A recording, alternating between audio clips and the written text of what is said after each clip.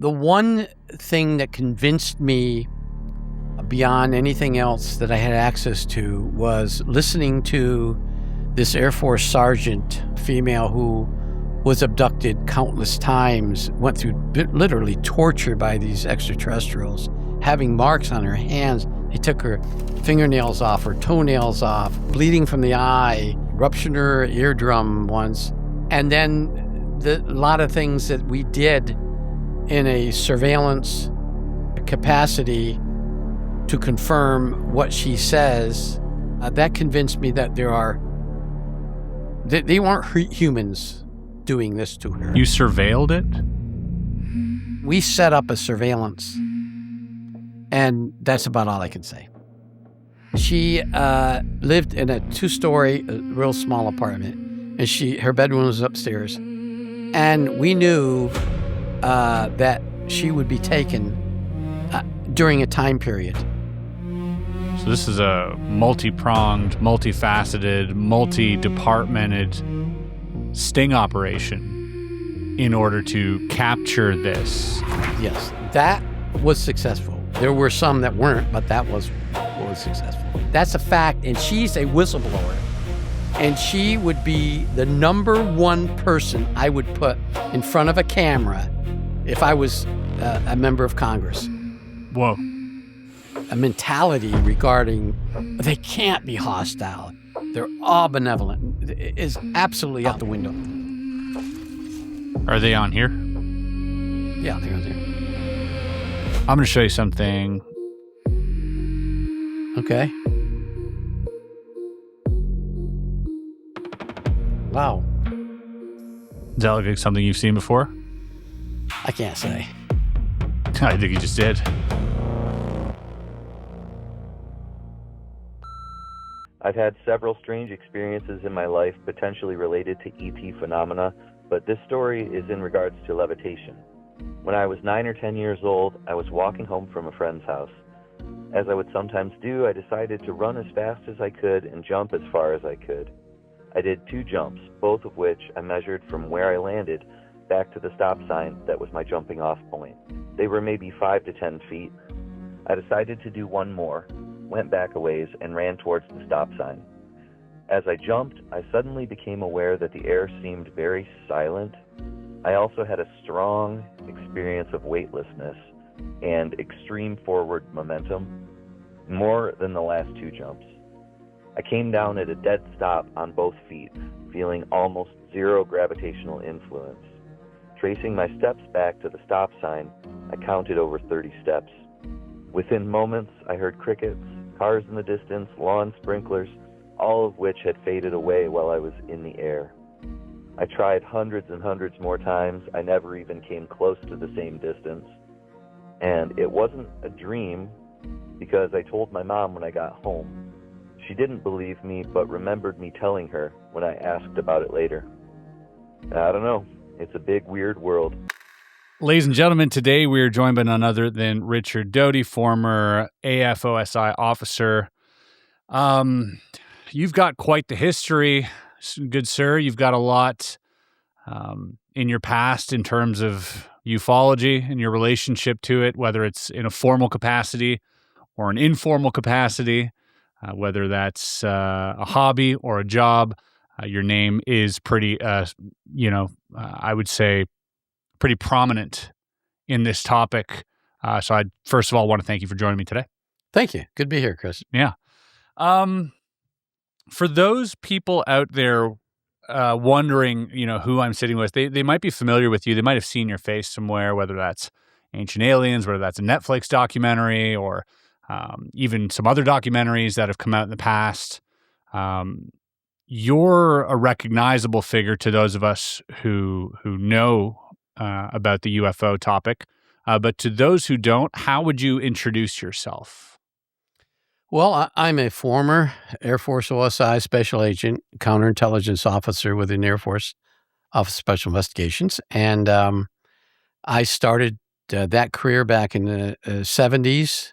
I worked in some controversial issues, primarily the Paul Bennewitz case, a lot of the UFO historians know about that case, whether they want to criticize me for it, for what I did in it, but I did it in accordance with military regulations. And I worked in the intelligence community up till 1988. From there, I left the government service. I worked for the state of New Mexico for a while, and then I worked for Dr. Puthoff at the Institute for Advanced Studies for 12 years. And then sometime in the probably 2010 or 2015, I started coming on programs and talking about what I did during my time in counterintelligence. And then in 2018, I was hired by Gaia, and I have over 220 episodes on Gaia. I also have about 18 episodes of the Doty Chronicles. I've been on Ancient Aliens, a number of different other UFO programs, talking about my past experience in the subject of UFOs or investigating them. So that's who I am, and that's what I've done in the past. Thank you so much for that incredible pedigree. There's a lot there. There's a really colorful history across these last, I would say, almost 40 years. I want to start somewhere because we had a guest on recently, Mario Woods, who you're familiar with, Yes. who you've actually met for the first time in 1977. Yes. And it wouldn't be until decades later that would be brought up again. And Mario was a guest here just a few short weeks ago, and we actually tried to get you and Mario together, and it didn't work out timing-wise. But Mario had a really interesting encounter, to say the least, not only with what appeared to be a giant craft, but also the beings aboard that craft, and then afterwards was subsequently debriefed for like 5 hours and interrogated, and he had to, write down exactly what happened and all of this. But during that process, there was a sort of medical exam or sort of physical examination that took place by OSI officers, namely yourself and someone else. And you, if I'm not mistaken, you were just coming into that sort of space. If I'm not mistaken, that would have been quite new for you. Yes, I was on a temporary assignment to Ellsworth Air Force Base on something entirely different. It was an espionage investigation. And while I was at the OSI office, the incident with Mario occurred. And I was asked by the chief of the detachment commander at Ellsworth, a guy by the name of John Brisboy, to go to the base hospital and pick up records for a Mario Woods, Sergeant Mario Woods. So I did. I went there. I brought him back. When I brought him back to the OSI office, Mario was there. I walked into the interview room to give the medical files to Jack Green, who was the OSI agent investigating this incident. And I stood there in the room while they were talking to Mario. And before this, I had no idea what the incident happened. But as I listened to this, I became more intrigued by it. And so I probably stayed in there 45 minutes or so. I don't know exact time. I left and I had to do some other things. And then I had to go and do what I was there to do. But I came back and they still had Mario in there. Now, my timeline, I think it would have been probably about 10 hours of interrogation. Oh, wow. Rather than the 4 or 5, because when I came back, now there might have been a break in between, but they were still going after. I mean, they weren't going after him, but they were interrogating. There's a difference, real quickly, in counterintelligence or in any type of investigation, whether it's criminal or espionage or anything else. You interview. You can be doing an interview, or you can be doing an interrogation. They're different. An interview is just obtaining the information relaxing the target, the person that you're interviewing. Interrogating is you're trying to force that person to give you information that they don't want to give you, or they might not remember it. And the second time I went there, they were interrogating Mario. They were grilling him. They were grilling him on what he did or what he saw. And apparently at some other time, they had the second Air Force security policeman who was with Mario, because there was two of them in the pickup truck. And they had him in another room. I never went in that other room, so I'm not sure what they did or how they interviewed him. But I saw them interrogating Mario. And based on what I remember then, and then jump ahead, 40 some years, what Mario said and what happened is factual, because the OSI report later, which was classified, considered it an actual incident. So really, yeah, you had access to that. Obviously, I had access to that. Yeah, and I've had conversations with Mario. I've been on some other podcasts with him, and I believe everything he says. He might have got some things or not wrong, but he might have forgotten some things, because there was a time period that he might have had a missing time link in when the incident first happened. 6 hours. Yeah, exactly. I thought it was more than that, but 6 hours. And so what happened during that time period, only the aliens know. Yeah, sure. Yeah. But yeah, them and perhaps Michael Johnson as well. Who did you meet with him? Were you debriefing him as well? Were they interrogating Michael Johnson at the same time? Michael Johnson was in another room. Yeah. I never had access to Michael Johnson. He was probably, at that point, he was like catatonic as well. He wasn't really. Well, as I understood, he had been in the hospital. They had transferred. Somebody went over. It wasn't me. Somebody went to the base hospital and picked him up and brought him to the OSI office. I don't know if it was an agent or the ambulance or who would. Or I think it might have been their supervisor, the security police, the 44th Missile Security Squadron was where they're in. And I think it was somebody within that squadron, a captain or somebody, brought him there. But again, I didn't have any contact with Michael Johnson, only Mario. And during this time, Mario had also said that he was and I believe, if I'm not mistaken, this was done by the OSI officer, that they felt around his mouth. Do you remember him saying this? Yes. And that they were looking for something in his mouth. They spent a substantial amount of time, several minutes, feeling around the inside of his mouth. Can you tell me why that is?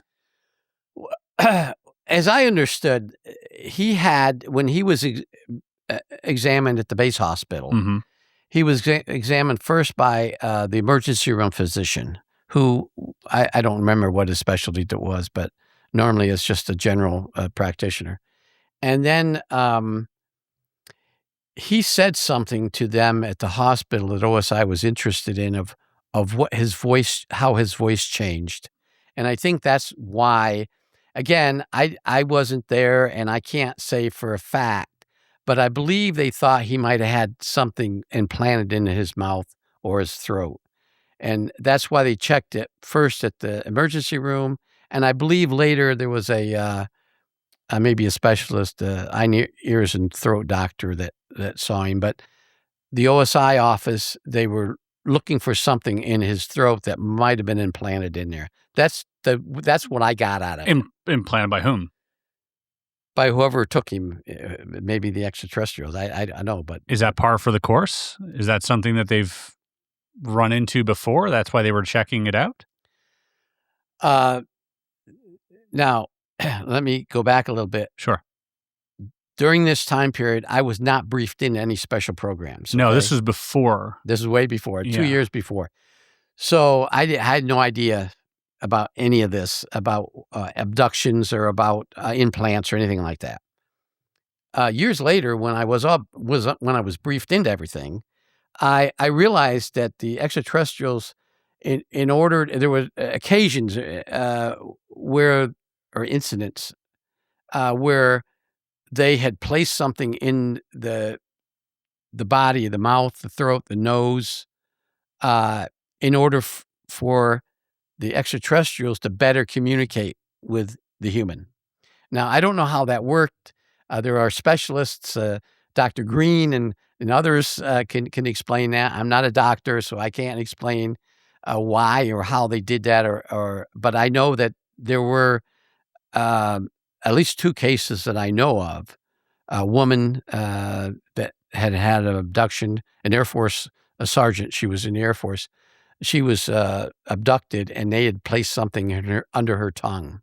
And this was done during your time As an serving? OSI, yes. Do we have her name, or is that currently? That's pretty much classified. She's a whistleblower right now, listed in Congress. So if she comes out and speaks, We'll know. and there's going to be an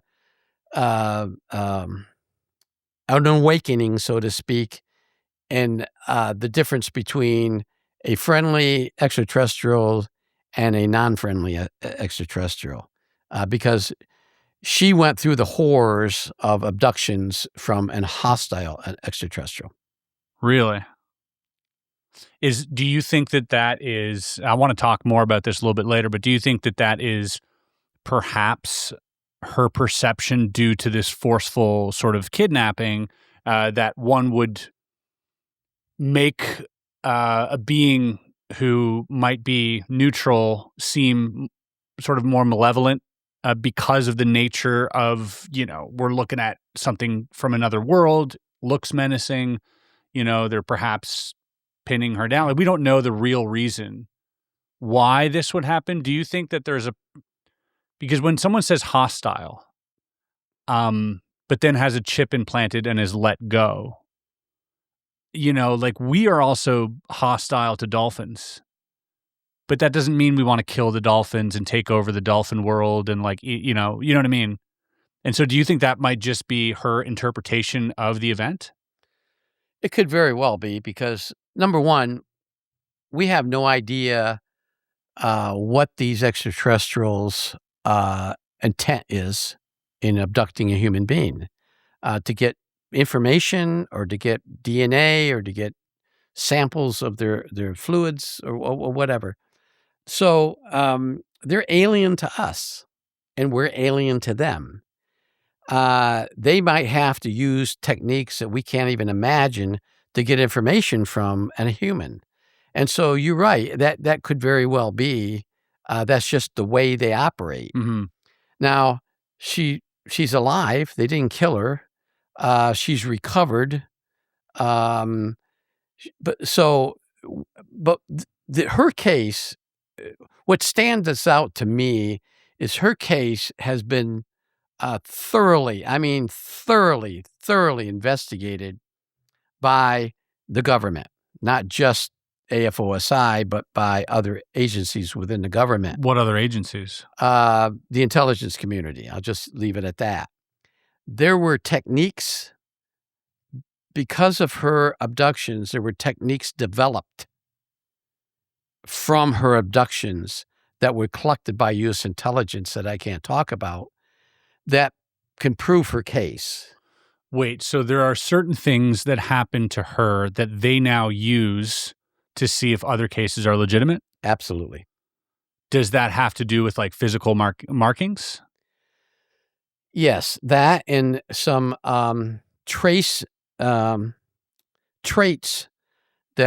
I got to be very careful here. The traits that the abductee shows that can be traced to something else, and based on that, there was something developed by the intelligence community to, number one, determine whether the person is actually telling the truth, and number two, and the counterpart of that is protecting the target. And Sure. That was developed years later. It wasn't developed during her time, but based on what she went through, the intelligence community and contractors developed something that can protect a human from a particular type of abduction, from a particular extraterrestrial. Now, you got to understand this. one of the main problems the public has is that they group all extraterrestrials into one group, one category. You can't do that. During my time, I knew of, and I have him here, a list of them, of the extraterrestrials that we knew existed, that we had contact with.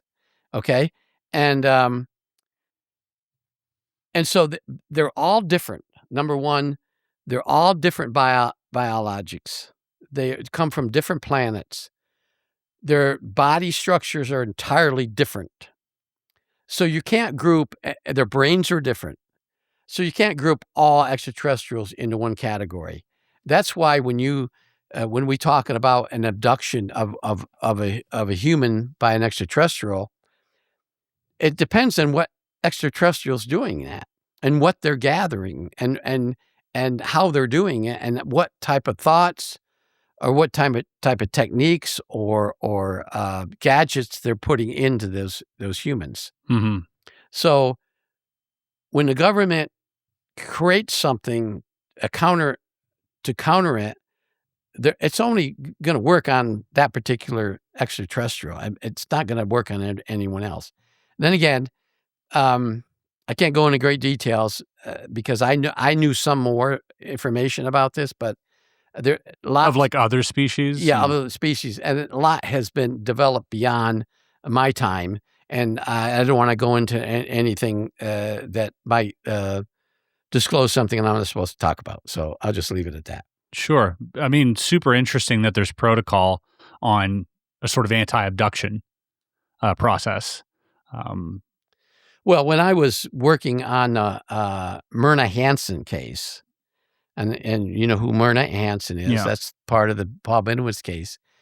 When Leo Sprinkle and Alan Hynek brought her to us, I had no idea anything about abductions. I didn't know that they were real. I wasn't ever briefed into it.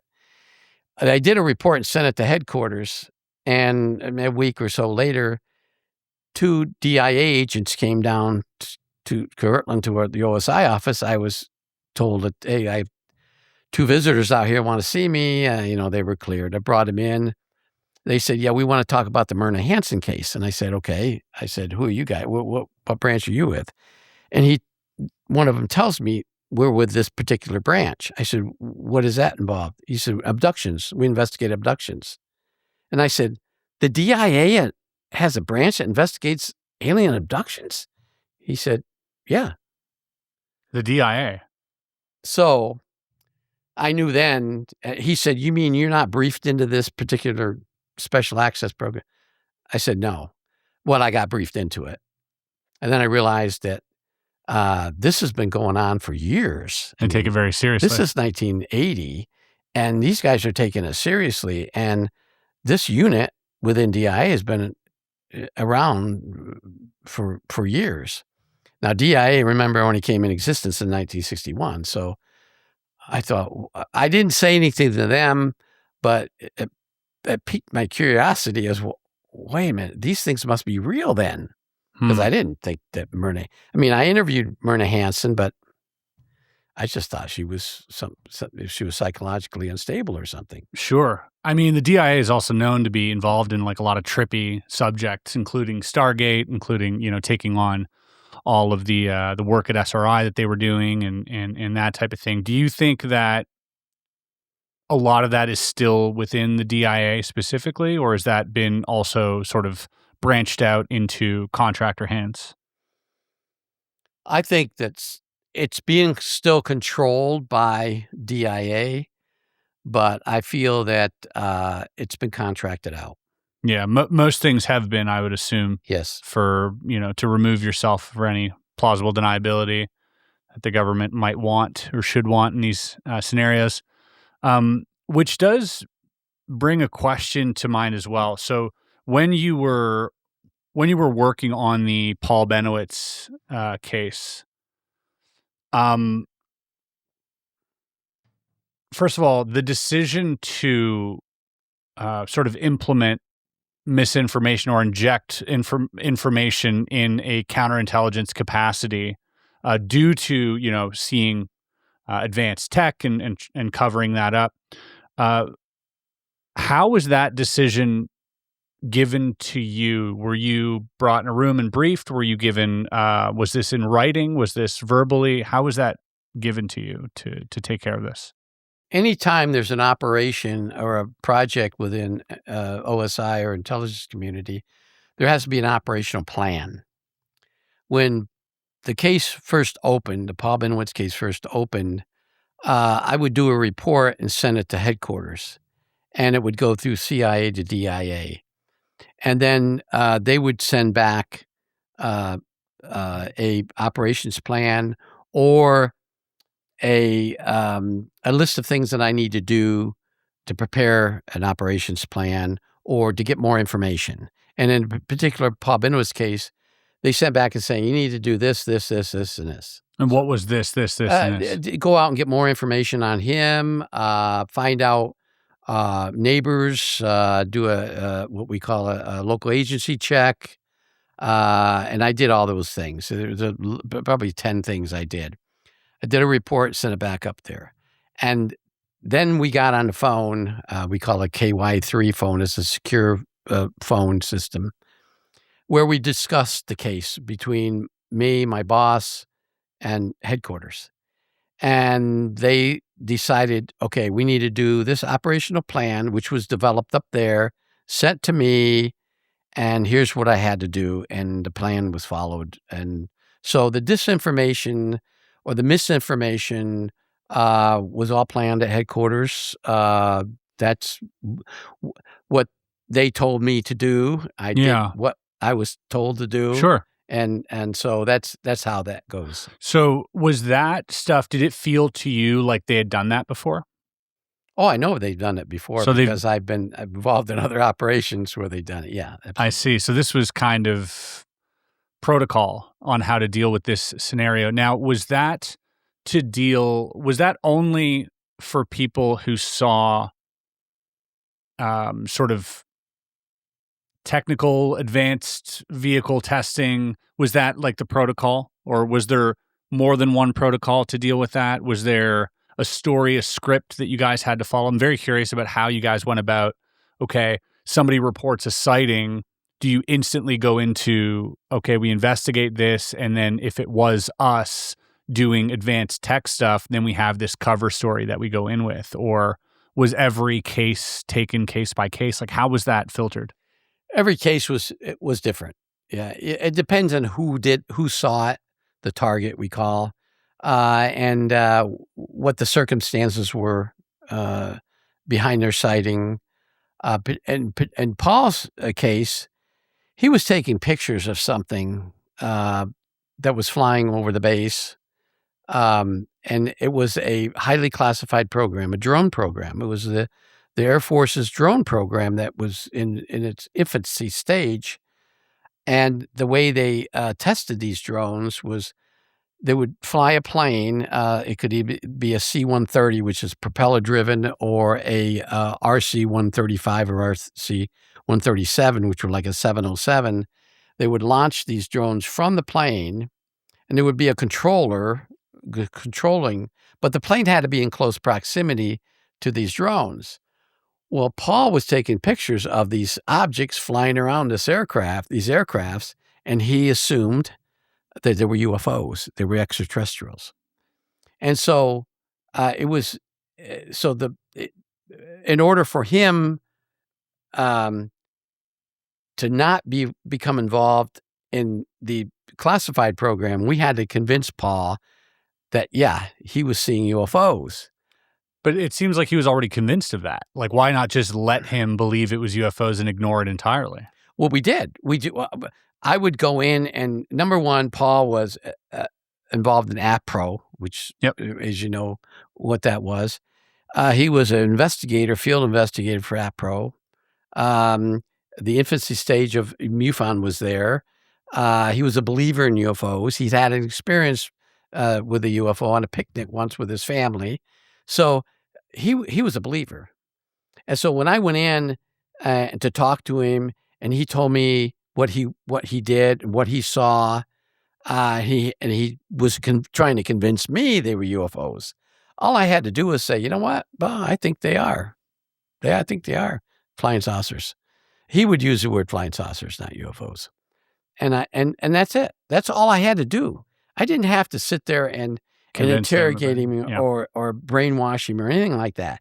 He was already a believer, and it was very simple to just agree with him. Yeah, and to do the opposite would have been going against direct orders. Exactly.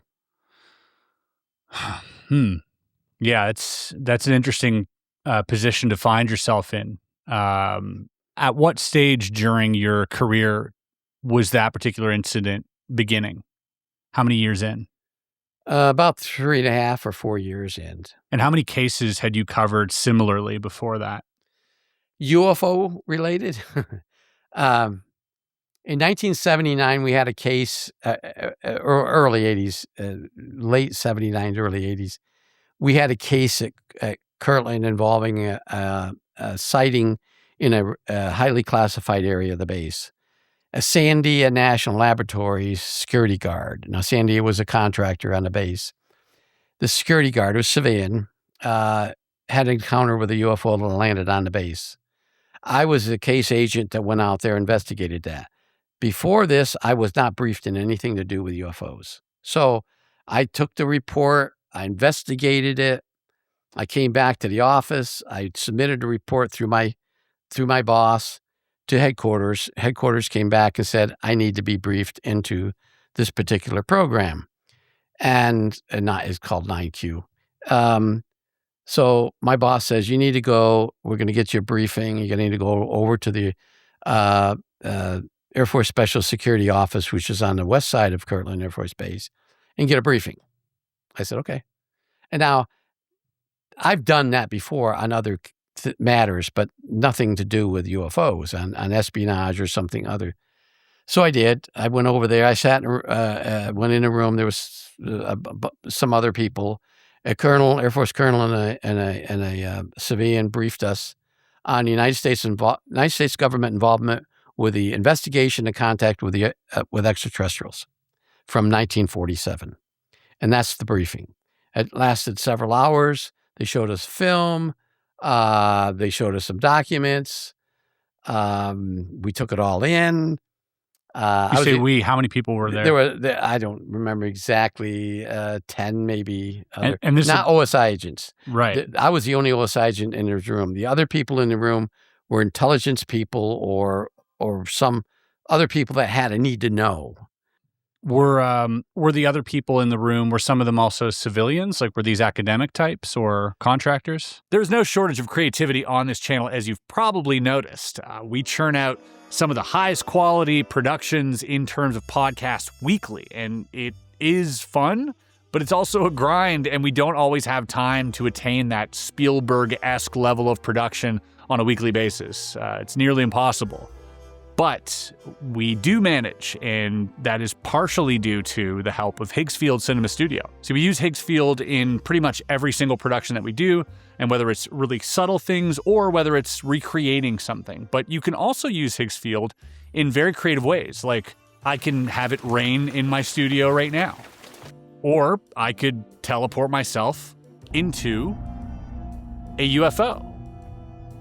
There's no shortage of ideas. It really is limited only by your imagination. And if you want to check out how to use Higgsfield, or if you're curious at all, I left the link in the description. Thank you to Higgsfield for sponsoring this video. Some of them were contractors, Sandia National Laboratories. A couple of them were with Department of Energy. I think there were some civilian scientists within the Air Force Weapons Laboratory there. I'm just guessing because Sure. I don't know exactly. But I was the only OSI agent. Anybody with like longer hair than they should have? Yes. Yeah. A lot Okay. of them. Yeah, they would hire some Yes. some kooky scientists back then, Yeah. and all sorts of trippy folk looking into this stuff. But so you're given this briefing. This is really fascinating. Now, in this briefing, you mentioned, okay, there's footage, there's photos, there's documents. Did you ever get the sense, as someone who's never stepped foot into this, that this has got to be baloney? Like what they're telling me here, this can't be real. Did you or anyone in the room get that sense, or were you all just kind of taken aback at what you were seeing? Well, I had no conversations with anybody else during this briefing. And we had a break period too. It was several hours. But we never had any briefings because it was classified. We left to go to break room. It's unclassified area. You can't talk about classified information. We were not in a skiff when this briefing occurred. But yes, absolutely. Because after this briefing was over with, I had to drive from there back over to the OSI office, which was on the east side of Kirtland Air Force Base, 7-8 miles. I pulled into a parking lot of some unit on base and sat there and trying to digest what I just heard. And my skepticism was way up here. I thought, is this a psychological operation they're pulling on us? You thought that? Oh, absolutely. I was, in fact, I was always somewhat of a skeptic in the subject because growing up, my brother was a UFO. No, I didn't believe any of that stuff. But even in the regular Air Force, when I was wearing a uniform in the regular Air Force, there was occasions of people talking about the subject. I would not believe anything they were talking about. Jump ahead to sitting in that parking lot, I thought, this can't be real. I mean, the crash in Roswell, a crash at Kingman. We saw a film of a crash site. It's all made up. So I get back to the office. Before we get back to the office, that film on the crash site, can you elaborate a little bit? Which crash site? It was the Roswell crash site. That was the Roswell crash? The one in Corona? The one in Corona. It showed the craft. It showed bodies outside the craft, like on a dirt mound.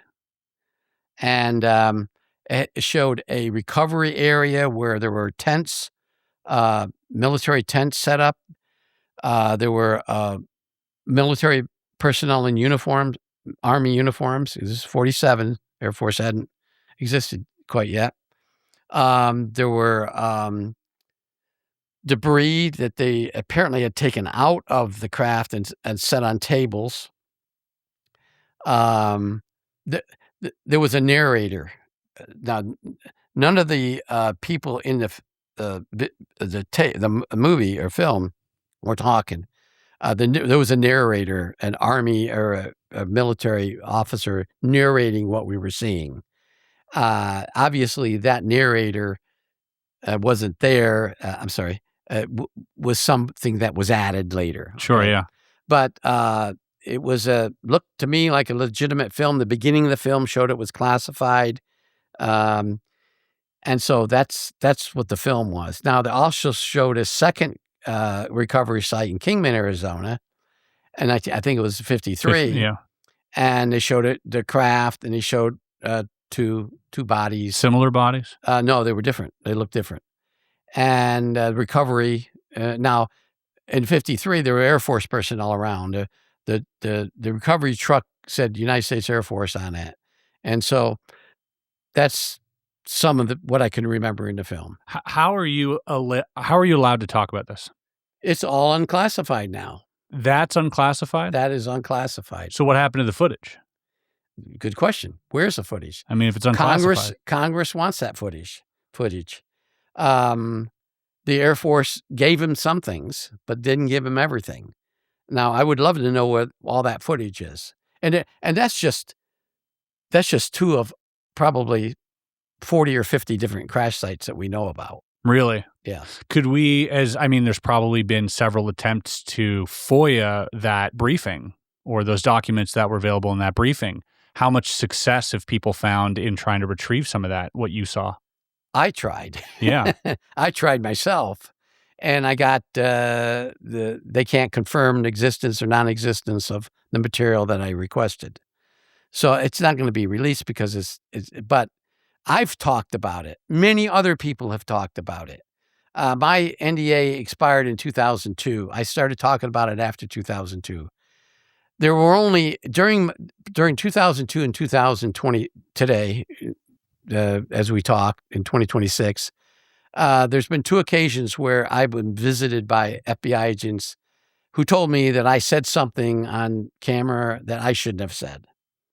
And I knew at the time, I actually knew that I shouldn't have said what I was saying because it was still a special access program, an SAP. Yeah. But I said it, and I tried to work around what I said, and I did a poor job of that. And then the second time, it was a document that I'd given to somebody that had some classified information on it, and I can assure you that stuff that's been out on the internet for years. That I shouldn't have given them. They're that quick to pick up on it, huh? Oh. They're fine-tooth combing everything.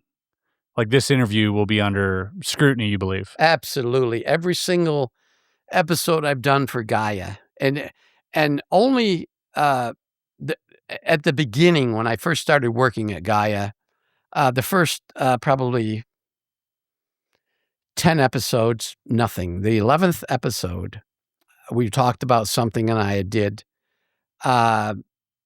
FBI didn't come, but OSI contacted me by phone, and I knew the guy. He was a civilian. We had civilians in OSI. He left OSI and came back as a contractor, which within the intelligence community it happens all the time. Sure, you're never fully out. Exactly. And he called me and he said, "Richard, how you doing? I saw your episode on Gaia, and I want to ask you a few questions." And I said, "Yeah, what do you need?" He said, "Why the hell did you mention this, this, and this?" I said, "It's unclassified." He said, "No, it's still classified." I said, "It is?" He said, "Yeah." I said, "Well, I assumed." He said, "You don't ever assume, because, assume you make it, Mm-hmm. And I said, "Okay, well, I guess I'm going to get visited." I never was visited. Oh, and this was in 2018, early or late 2018. Nobody ever visited me, so I assumed it's not classified anymore. I saw him at a UFO convention a year later, 2019. At what was he doing there? And they're always there. In fact, in that particular one, which one was it? 2019 at Laughlin. Okay. There were 3 uniformed Air Force officers in the audience. Uniform? Yeah, they were in uniforms. What's that about? Well, is that for show? For show, I guess, or they were trying to intimidate the crowd. I don't know. Yeah. But I didn't notice them right off the bat. But one of I think it was Robert Dean, because Wendell was dead by that time. But Robert Dean was there. And Robert Dean came up and he said, "Hey, what's with the blue suiters out there?" I said, "What do you mean?" He said, "There's 2 captains and a senior master sergeant out there." I said, "Okay." So I saw him. I went up to him. I'm a blunt guy, I come up to him and I said, "Hey, I'm Richard Doty," and they said, "Well, we know who you are." I said, "You guys here on business?" And the captain was the one that was speaking, the female captain. And I didn't know her before this. And she said, "We're here just interested in the subject. Is there a problem?" I said, "No, absolutely not. You're more than welcome. Whatever you want, because there's no classification in this briefing." She says, "We'll decide on that later." Wow. Which I thought was real interesting. Well, I went over and immediately told George Knapp. I said, "George, look out there." He said, "I saw them. Who are they? Are they you guys?" I said, "I don't know who they are. They just said they're from the Air Force. They won't say what office. But I think you ought to go up there, George, and ask them for an interview." And I don't know if George did, but I don't think it worked. I did have an interview with George there, and I knew one of them was standing back watching me at the interview. And they were there for my presentation, and I don't care. They left. They didn't stay the whole time. They probably were there 3 or 4 days, or 2-3 days. It's still a wild thing to show up at, dressed in uniform. I mean, that clearly signals an intention and an interest. They gave away a public interest. They gave away the fact that the Air Force is interested in what was being said at a UFO convention. And what was your talk about? I think that I talked about Area 51. I think that was I do PowerPoint. That would make sense. PowerPoint on Area 51. And I didn't give away any classified. I mean, afterwards there were a lot of questions asked of me that you couldn't that answer. I couldn't answer. Yeah. Because there was projects out there that I was involved with that I can't talk about now. I mean, there were probably right offhand 5 that I'm not going to talk about, and I will never talk about. How many special access programs have you been briefed on? Oh God, there's different types of briefings. There's a full briefing and a limited briefing, and then there's access only. It's called access only briefings. Fully briefed, probably maybe 20, and then again, don't hold me to that. Partial briefings, I don't know, because I would be working on something, and an OSI agent would be working on something and he needed help on, so he would come to me and give me a partial briefing, and I would help him with that. Access briefing is when it happened right now. Like you accidentally saw something and they had to brief you in. Or you're the on-call counterintelligence officer, like Area 51, and they call you and say, hey, we gotta, and they give codes, and I can't give the codes because I think some of them are still classified. They give you a code over the phone. Well, you know what that code means. The code, like purple red, I'm just making up something. This is a real one. Yeah. Purple red. There's a purple red at such and such. Okay, now I know that's emergency. I'll get my little book out and look. Okay, I got to get going to that, and I have to get another agent to go with me. So I have to give him limited briefing. Well, I don't even know what I'm getting to. This is an access. So we get out there and we find a crash site. I'm making this up, okay? Yeah. A crash site, and there's aliens all over the place, and there's toxic materials all over the place. So I have a checklist, and now there's a checklist. And so you think about this. If there's a checklist for what I'm going to, this has obviously happened in the past. So are you referring to Psalm 1, the Psalm 1 briefing? Like no, the manual, the special operations protocol manual? Something like that. Something like that. Okay, Yeah. something akin to that. Something akin to that. Okay, so to get back to, you're in this parking lot, you've just had this mind-blowing briefing, and now you're on your way to, I guess, meet a witness who's a security guard at Sandia National Labs. No. That was later. Yeah, right. But when I got the briefing, I went back to the office. Oh, I see. And I went into my boss's office, John, and he laughed. He's just kind of smiling. He said, what do you think? I said, is any of that, I used the S word, any of that shit real? He says, yeah. I said, come on, John. This is a psychological operation against me. And he said, no, it's real. All that stuff is real. And again, I got a job to do. Yeah. Okay. All right. You say it's real. In my mind, it's bullshit. Yeah. So I go and re-interview the witness in Sandia, the Sandia guard, and he explains all this stuff to me, tells me what happened, tells me that the radio in his patrol vehicle, the engine shut off, and all these things. Same thing I heard in some briefings. I thought, and the description of the craft, saucer-like, saucer-shaped, and I thought, So I have to do a report and I have to investigate this, and so I and then I go to the people on the base to try to see if, like, the air traffic controllers, the radar approach control, did they have anything coming in during that time period? Yes. What did they have on radar? They had something unknown blitz. Okay, that verifies what his information is. What time period? This period. And then it was a landing, by the way? It was a landing. Were there beings? There were beings. Okay, what happened is there's a alarm structure. An alarm meaning there's an alarm on it. A structure in this classified area, okay? And this security guard had to go out and check this area, And this alarm went off, so he had to go out to investigate that, why did this alarm go off?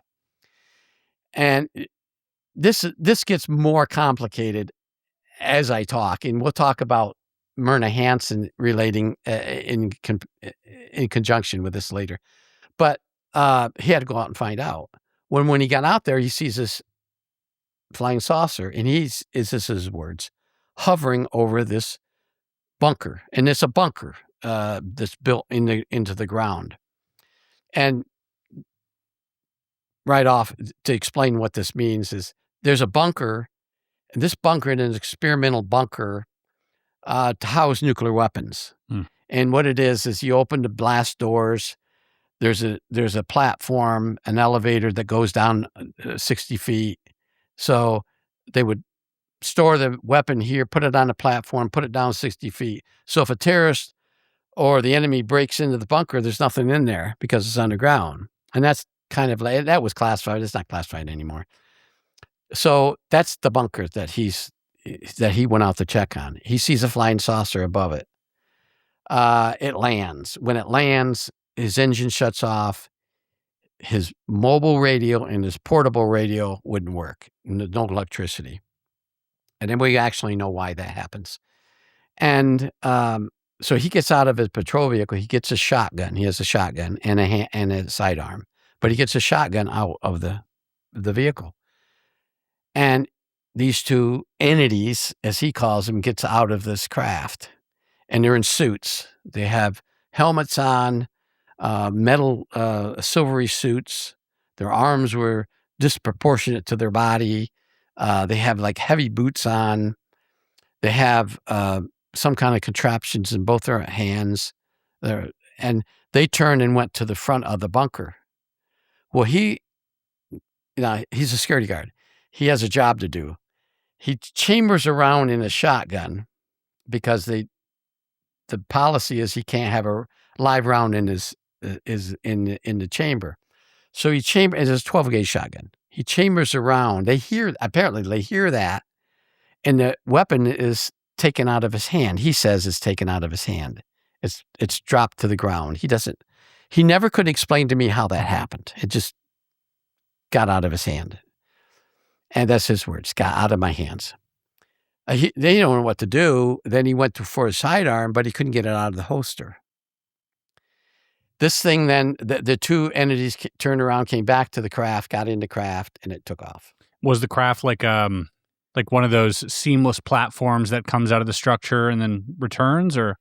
He could never explain how they came out of what they came out of. And we even put him under hypnosis, and all he said was they came out of the craft. He doesn't know if a platform fell. He could never explain that. You hypnotized him. Was that protocol? Yeah. We have psychologists that put him through hypnosis. Yes. Did you guys ever resort to inoculating or using chemicals on people through interrogations? I don't think I can talk about that. Okay. Yeah. Fair enough. Yeah.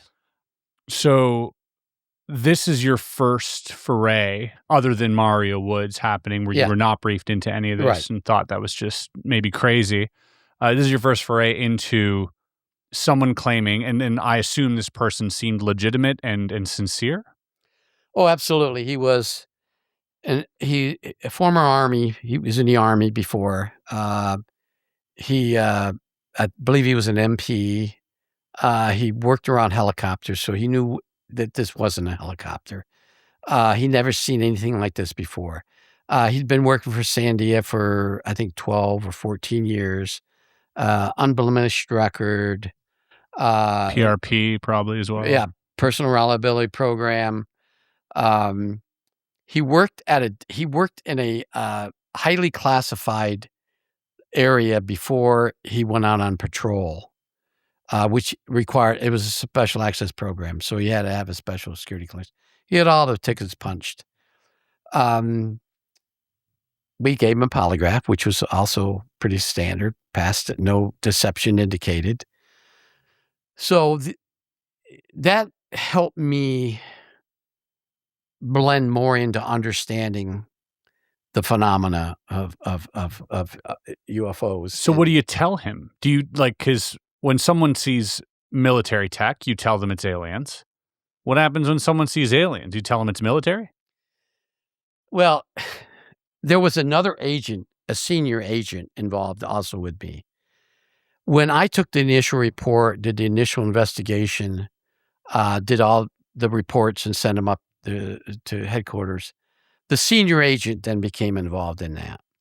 And he somewhat took over that. Now, what he told them or him would have had to have been in line with what he already had a security clearance for. Remember, Paul Bennewitz didn't have a security clearance. Sure. He had an industrial security contract because he did have a contract with the government making parts for weapon systems. But this guy had a security clearance. He had all the tickets punched. He worked in a special access program that involved alien technology or examining them. Really? He guarded those areas. So it was difficult to tell him what he saw was government because he wouldn't have believed it. So there are other ways of covering that. You would make him sign an NDA or read him in. And that's what I believe. Again, the senior agent handled that. Yeah, you don't part, know and exactly what happened. I wasn't involved in that. Right, exactly. So when you're briefed at a certain level, you're not gaslighting these people. You're probably more likely to bring them closer into exactly. yeah.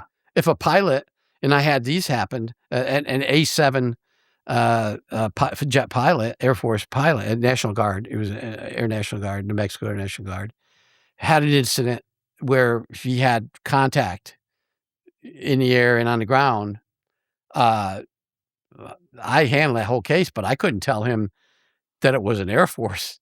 So he knew. So what did you tell him? I told him he probably encountered a real thing, although it went away and he wanted to get back on flying status because if something like that happened, they take you off flying status, and so he didn't want to.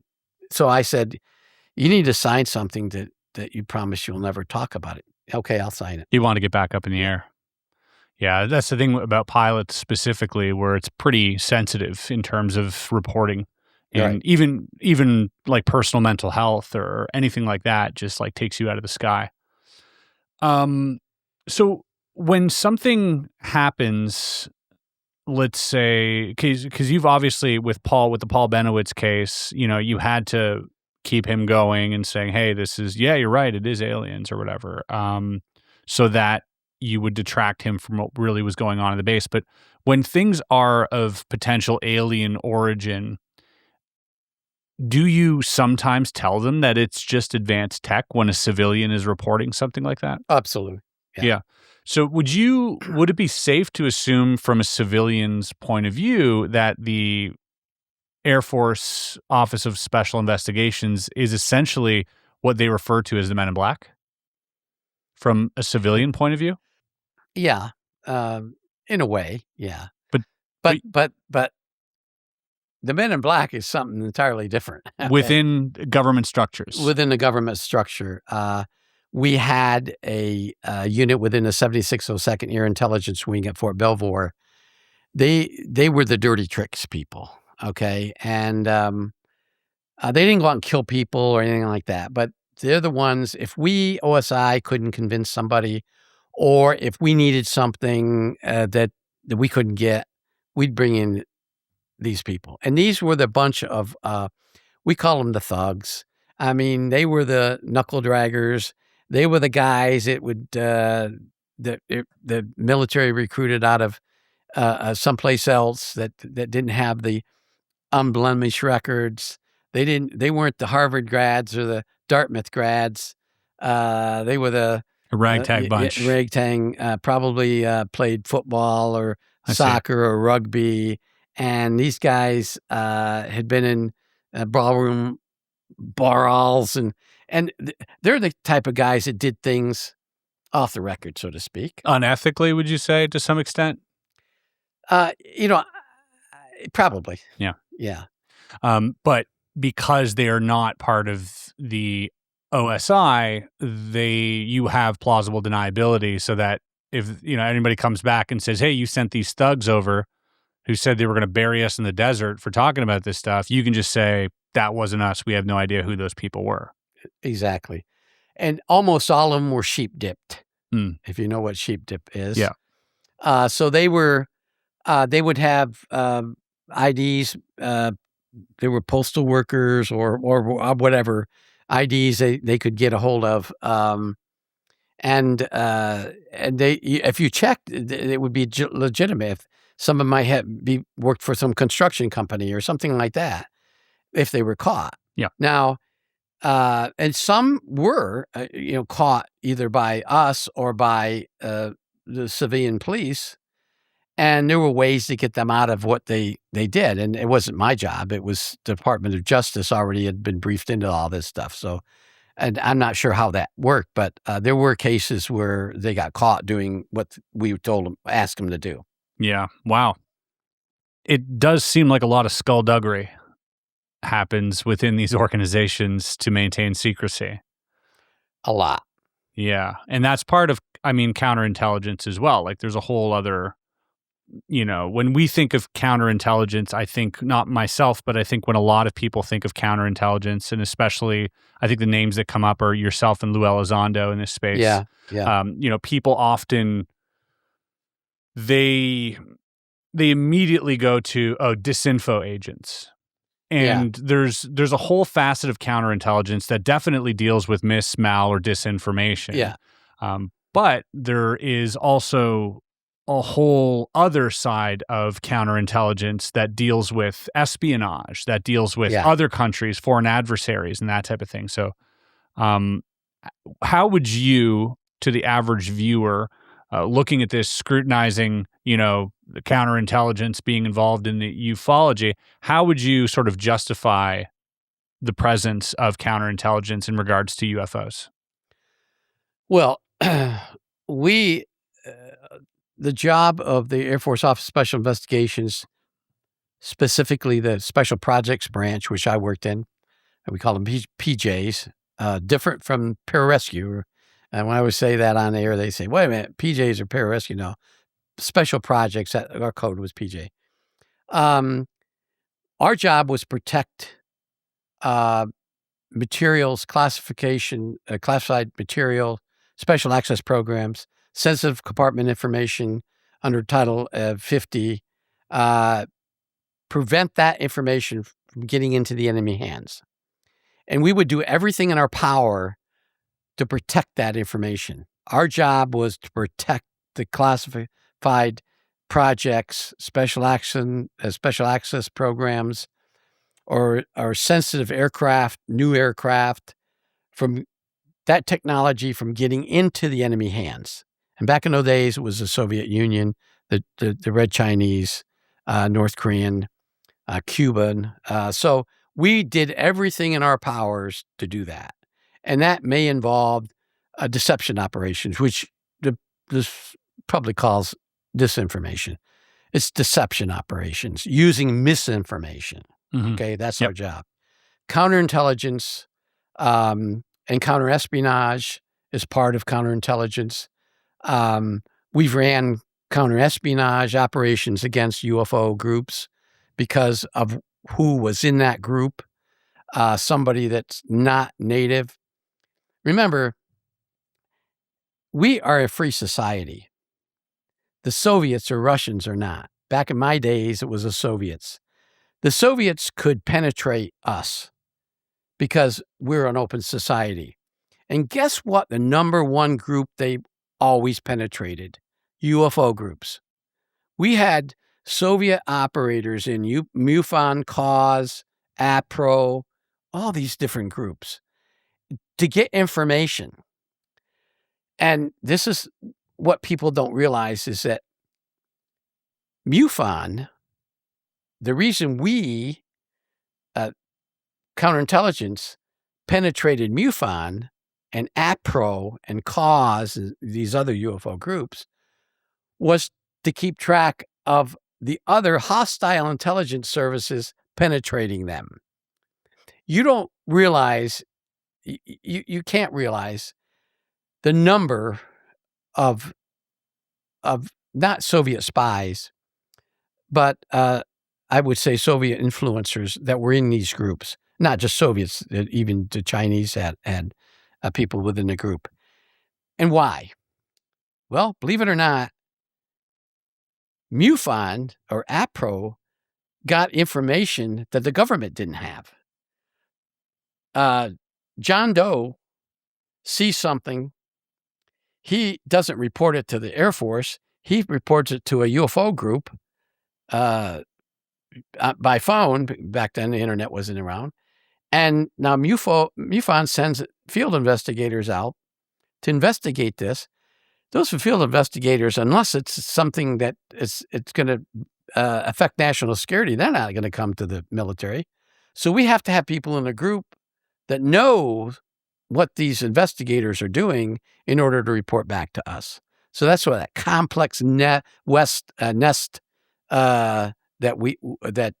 involves counterintelligence. Yeah, I suppose where people might be a little, I guess, put off by that information would be, okay, you're infiltrating for national security in order to perhaps fend off foreign adversaries from getting access to this information.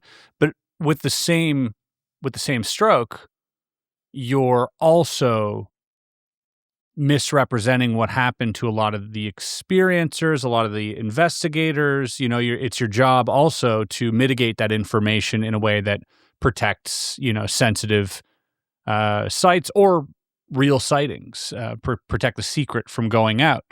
Do you think that is still in effect today? Or, I mean, I would assume so. Oh, absolutely. MUFON, all these different organizations are completely infiltrated, and there's nothing that goes on there that isn't overseen by intelligence agencies, you would say. Yeah, there's a Bill Moore in every one of those groups. Well, I'm glad you brought him up. How many Bill Moores were there when Bill Moore was around? A lot of Bill Moores, but he was a person that I recruited. I handled him. That we sent into he was already members of the group. Of course. And all we asked him to do was report back anything of significant value, as we call it EEIs, essential elements of information within intelligence, that might affect national security. But also to disseminate information. That came later. Okay. And that's probably the one regret. If I had to do it all over again, I would not be part of that. I was part of providing Bill with disinformation to send in to discredit the UFO group. And there was somebody else also doing that within the CIA. Now, and this isn't classified anymore, Bill Moore was being handled by both, because Bill Moore had contacts within the Soviet Union. He knew scientists within the Soviet Academy of Science, and he was communicating with them. So the CIA was involved in that, and we were involved in the other side of it, what Bill was doing. He was a very important asset to us. And there was another person that was actually feeding the disinformation to Bill Moore that went to these groups. It always, I was always hesitant about that. But, I have a job to do. He had a job to do. And we did it. We did our job. We were told to do this, and we did what we were told to do. So that's the only part of that I still regret. I did everything by the book before. That I think we could have probably not. I think we could have changed. What would you have done differently? I wouldn't have targeted people within the group, because those people within that group, and there was only one occasion I'm talking about. These two people were legitimately collecting really, really good information from a person that had a close encounter in Nevada, and not far from, close to Nellis Test and Training Range. And and I was part of it, was trying to convince, first of all, we tried to convince these two investigators that they're not, they shouldn't be reporting, they shouldn't listen to this person. We've already investigated him. He's a liar. Just forget it. Well, they knew he wasn't, and we knew he wasn't. So they had this other agent had to put more pressure on these two investigators with their MUFON. It was MUFON out of Nevada. They're very good people too, and to try to convince them that they're not to listen to that guy. And I think in the end they won and we lost because they didn't buy anything that we were saying. And sometimes we weren't always successful in deception operations. I can tell you right now. We try our best, but there were only certain things we could do. Even if we brought in the thugs from the 7602nd Intel Wing, we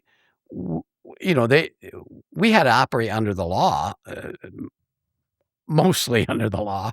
I mean, there was stretches where you could do things, but I never went above and beyond the law. I mean, I knew what our limits were, and there were times when we went right up and said, "Listen, this is it. We can't do anything more. Whatever they do, they're on their own." And like I said, we don't know. We didn't always win. Yeah, but I mean, just even the notion of being fed misinformation or being, having that information injected into a group, and then, someone like Bill Moore in '89 at that famous MUFON symposium where he confessed to, being part of that. I mean, that itself tarnishes, not only his reputation, but also the organization's reputation. And we don't know what information is to be believed from that point on. So I would say that you did succeed. There's, although perhaps those people believed or didn't believe or refused to believe what you were telling them, I think at the end of the day, the damage is done because, as you know, in counterintelligence, I'm sure, you don't have to prove something. You just have to say it enough times, and then people repeat it. In terms of, let's take a look at the 80s, because there's a lot of stuff that came out in terms of like declassified or classified document leaks, namely the Majestic 12 stuff. A lot of the stuff that came, to Jamie Shandera and to, to a lot of researchers' tables. And then this came out, who am I thinking of here? Timothy Good and Ryan Woods, had a lot of work on the MJ12 documents as well. I don't even know how to ask this. What part of the MJ12 document, was there a part of that you or anyone of your organization was involved in putting out there? And if so, specifically, which part? Well, I can't answer whether other people in the organization was involved in it. I'm sure they were. I wasn't involved in it.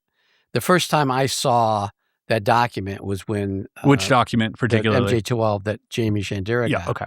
There's a lot more to that than just him getting that document. He was in Washington, D.C. 2 weeks before, meeting with somebody, because Jamie was part of another operation. He was an asset that was being used by the Naval Investigative Service, which is now Naval Criminal Investigative Service. Back then, it was just NIS. And they were, and I'm not going to go into that details, but he went back to Washington. He went back to the Botanical Gardens. He met there, and they told him some things. 2 weeks later, or roughly 2 weeks later, he gets the document in the mail. Stamp marked Albuquerque, New Mexico. But that is another thing. That's a fake marking, because when the FBI did analysis on it, they said This isn't a postal marking, but that's beside the point. Anyways, he gets it. What I'm getting at, it didn't go through the mail system. It was placed in this box. I see. It was like dead dropped. Yeah, dead dropped. And so he gets this. He immediately contacts Bill Moore. And Bill says, well, don't do anything with it. Let me see it and analyze it. And then at some other time, he shows it to me. Bill Moore shows it to me. But he shows me a copy. Now, and we're in San Francisco, okay? Bill Moore meets me there, and we were doing something entirely different. But Bill says, I got something I want you to look at, but we can't do it here. We have to go someplace private. I said, well, what is it? He said, it's a document. I said, where'd you get it? He said, I got it from Jamie. He doesn't give me the whole details then. Anyways, I said, well, let's go to a hotel room. And he shows it to me. I immediately take it from him. I said, Bill, this is classified. Where the hell did you get it from? He said, oh, it's a copy of a copy. I said, where's the original? Jamie has it. So I take it. I seize that document. I'm an OSI. I'm a federal agent. I seize that because it shows classification on it. So I said, okay, so I'm here in San Francisco. The closest facility around a military facility is Travis Air Force Base in Fairfield. So I go out to the OSI office there, and I said, listen, I seize this from somebody. You need to package it, do the packaging. It's top secret. You have to go through the Armed Forces courier system to get it to wherever. Anyways, what do you want us to do with it? I said, well, I want you to mail it to me at Kirtland. And so they do that. I sent it to headquarters. When I go back, 4 or 5 days later, I get it, I package it and send it to headquarters. I never hear anything more. I call. I said, hey, did you get that? Well, I know they got the package because it has to go through an Armed Forces courier system because it's top secret code word. Yeah. I said, and the guy I talked to, his last name is Benjamin. I said, hey, Benji, we call him Benji. Benji, did you get that package? Yeah. He said, I put it through the channel. And it's been a month probably, and I haven't heard anything back from it. I said, so what are they going to do? I don't know. Out of my hands. So I go and I thought, well, maybe the investigative side of it, the guys that investigate espionage are handling it. So I get a hold of one of them. I said, what do you do in that document? He says, it's been passed on. I said, well, what are they going to do with it? He said, I don't know. But you don't need to know, Doty. I said, okay. I was out of it. I'm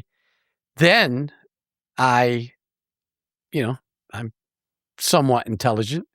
I went to college. I could figure out what 2 and 2 is. I thought, that's a disinformation. That's a deception operation that just occurred. Do you think that was from CIA or from your department? Well, there's a special office within the Defense Intelligence Agency, also the Central Intelligence Agency. It's named differently within the DIA, and it's not classified anymore. Special Means Committee.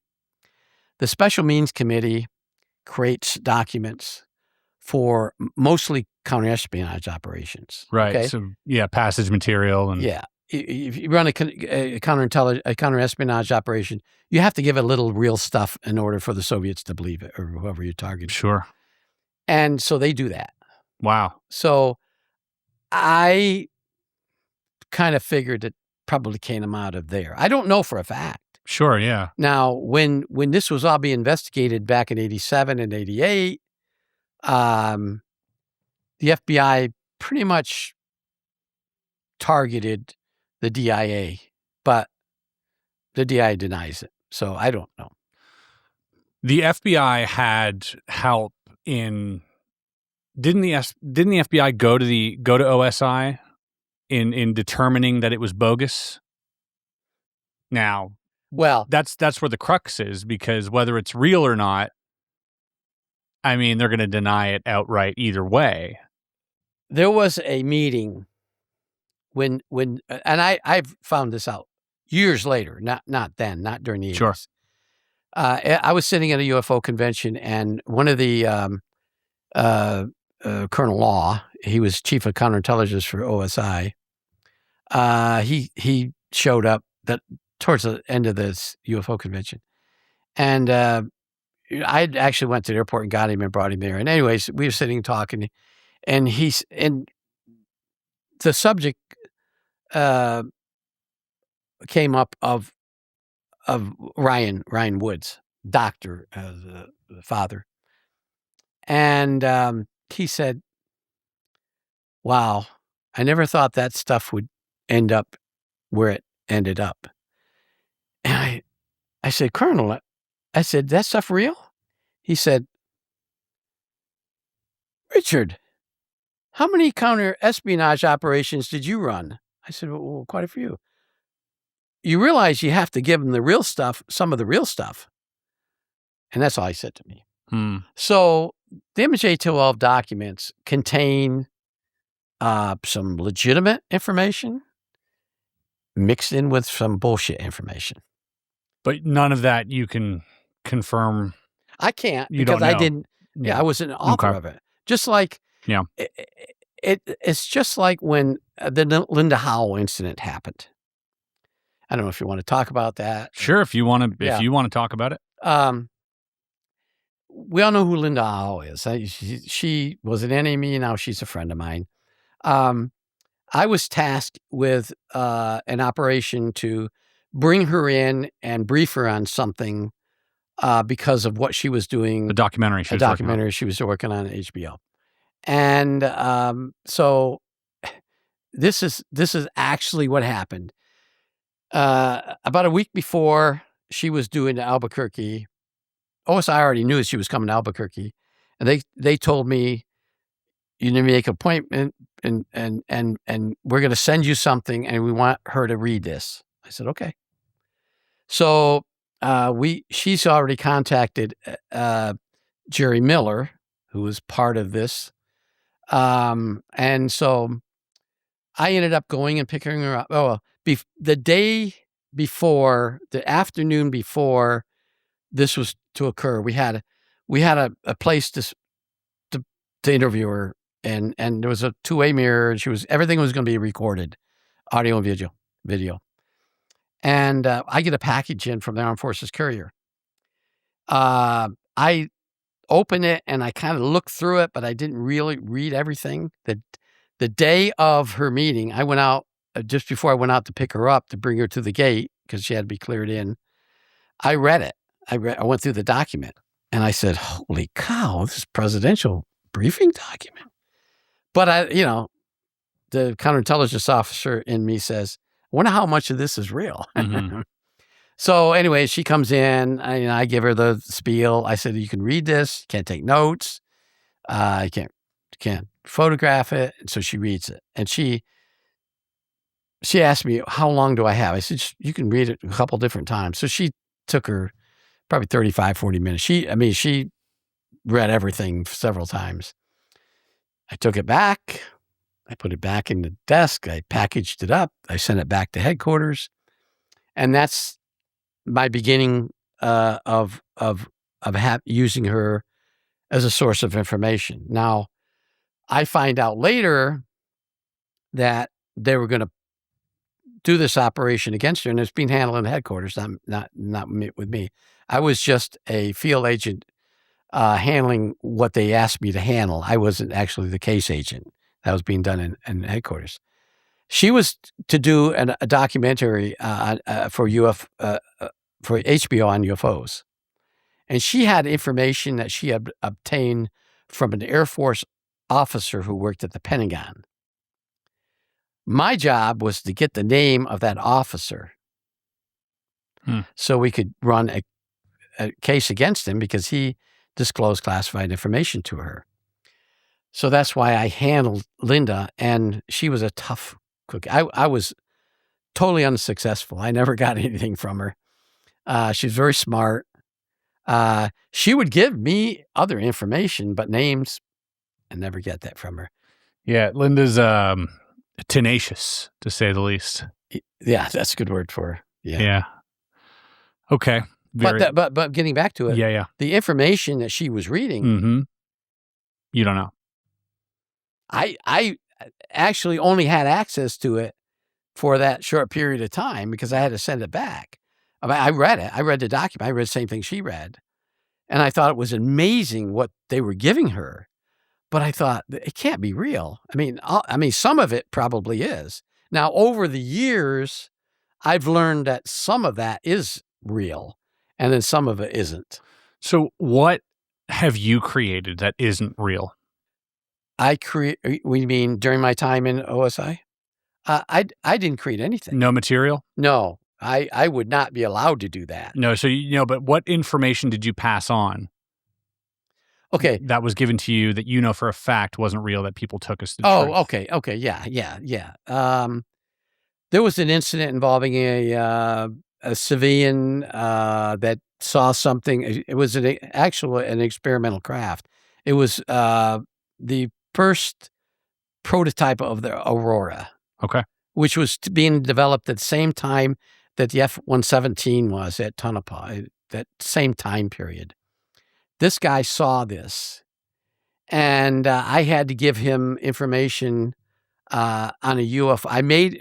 OSI made up the story about a UFO that occurred, a sighting of occurred the same time he saw this real craft. So everything I gave him about that UFO was false. I mean, everything. It came down from headquarters. I even probably embellished a lot of that stuff to convince him, and he was thoroughly convinced. And then I had him sign an NDA. Wow. So that was one of. I mean, I probably did it.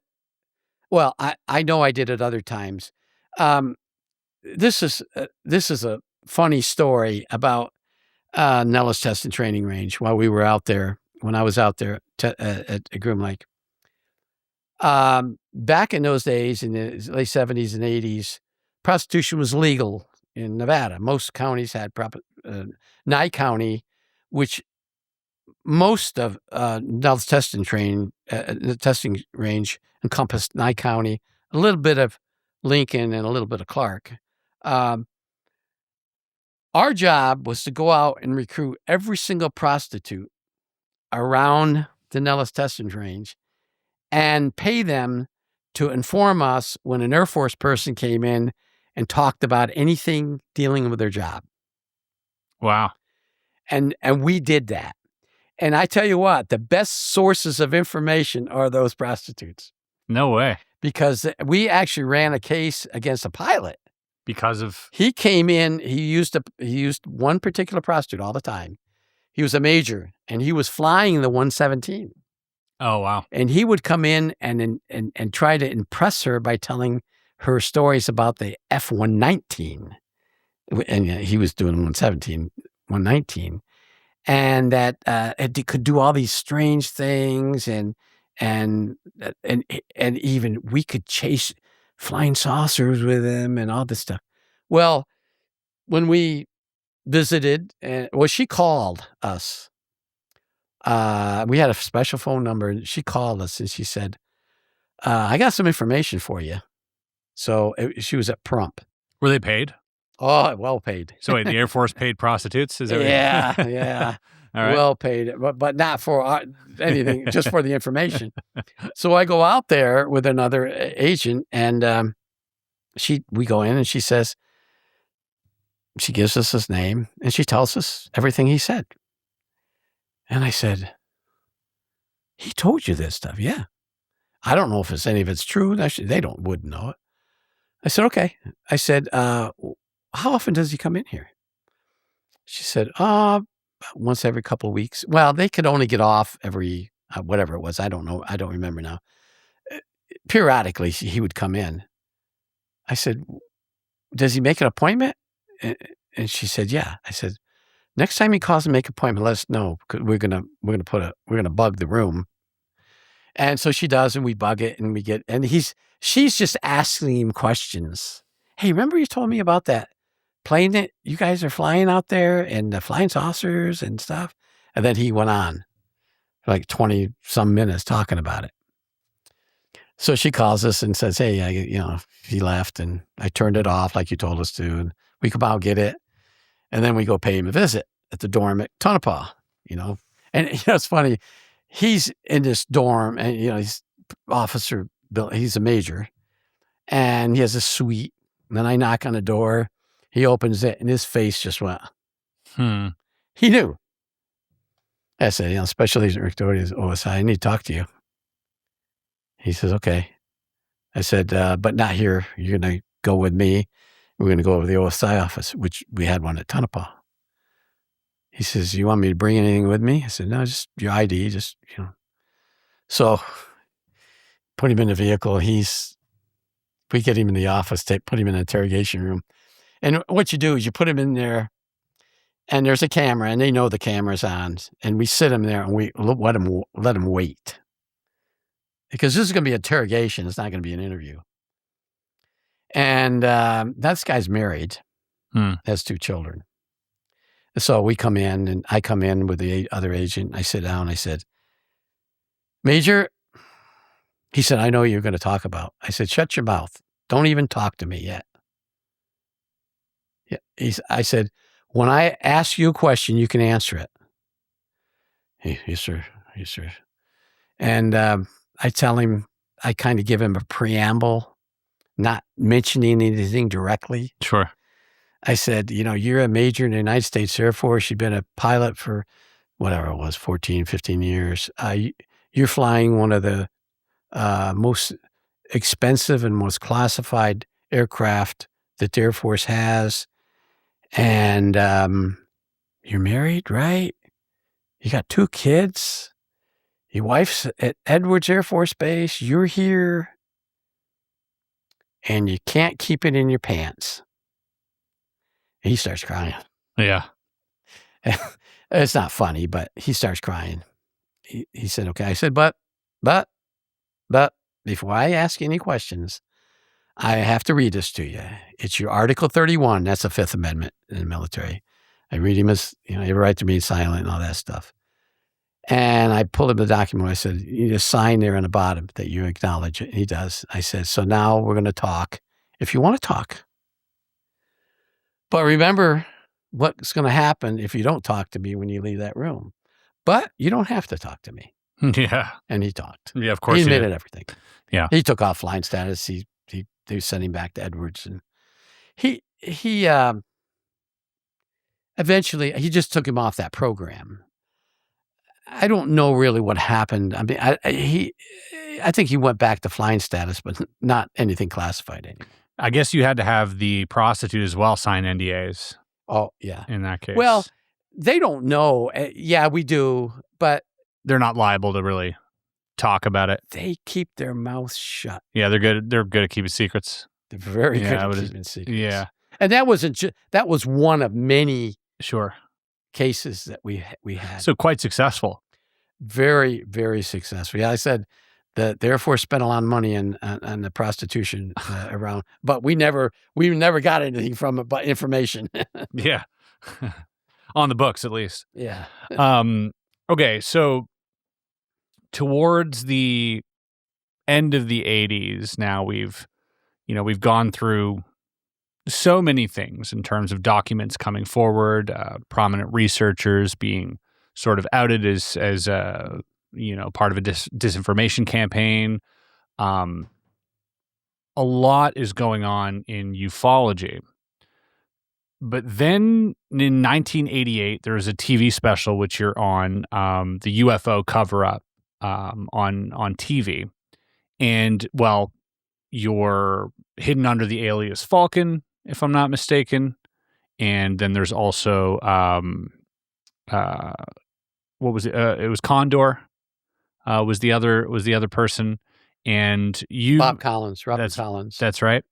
And you go on there talking about a lot of really interesting things. Now, I want to know, did that come from your own volition, or was that an order to do something like that? Where did that come from? Where did the impetus happen? Well, number one, that wasn't live. That was recorded a year before. Right. And that was part of another operation. And that came from OSI? Yeah, it came from OSI. So they were, because that was 87, not 88. Oh, 87, my bad. And it was so strange because, you're basically making public what you were, the same information that you were giving to Paul Bennewitz. What was the call there? Why go from, hey, we're gonna keep this contained and control the situation, to now go public with this thing? Like, what was the reason? Well, OSI was trying to that was part of an OSI and FBI investigation. They were trying to draw somebody out. I see. And they were hoping that what I said.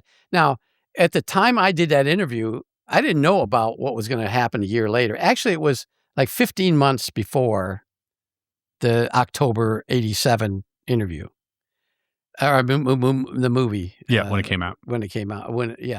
So I didn't know that the lid was going to get blown. No. Yeah. And so they were hoping, and I wasn't involved in this part of it, they were hoping to draw out somebody that they were looking for that had disclosed classified information to somebody else.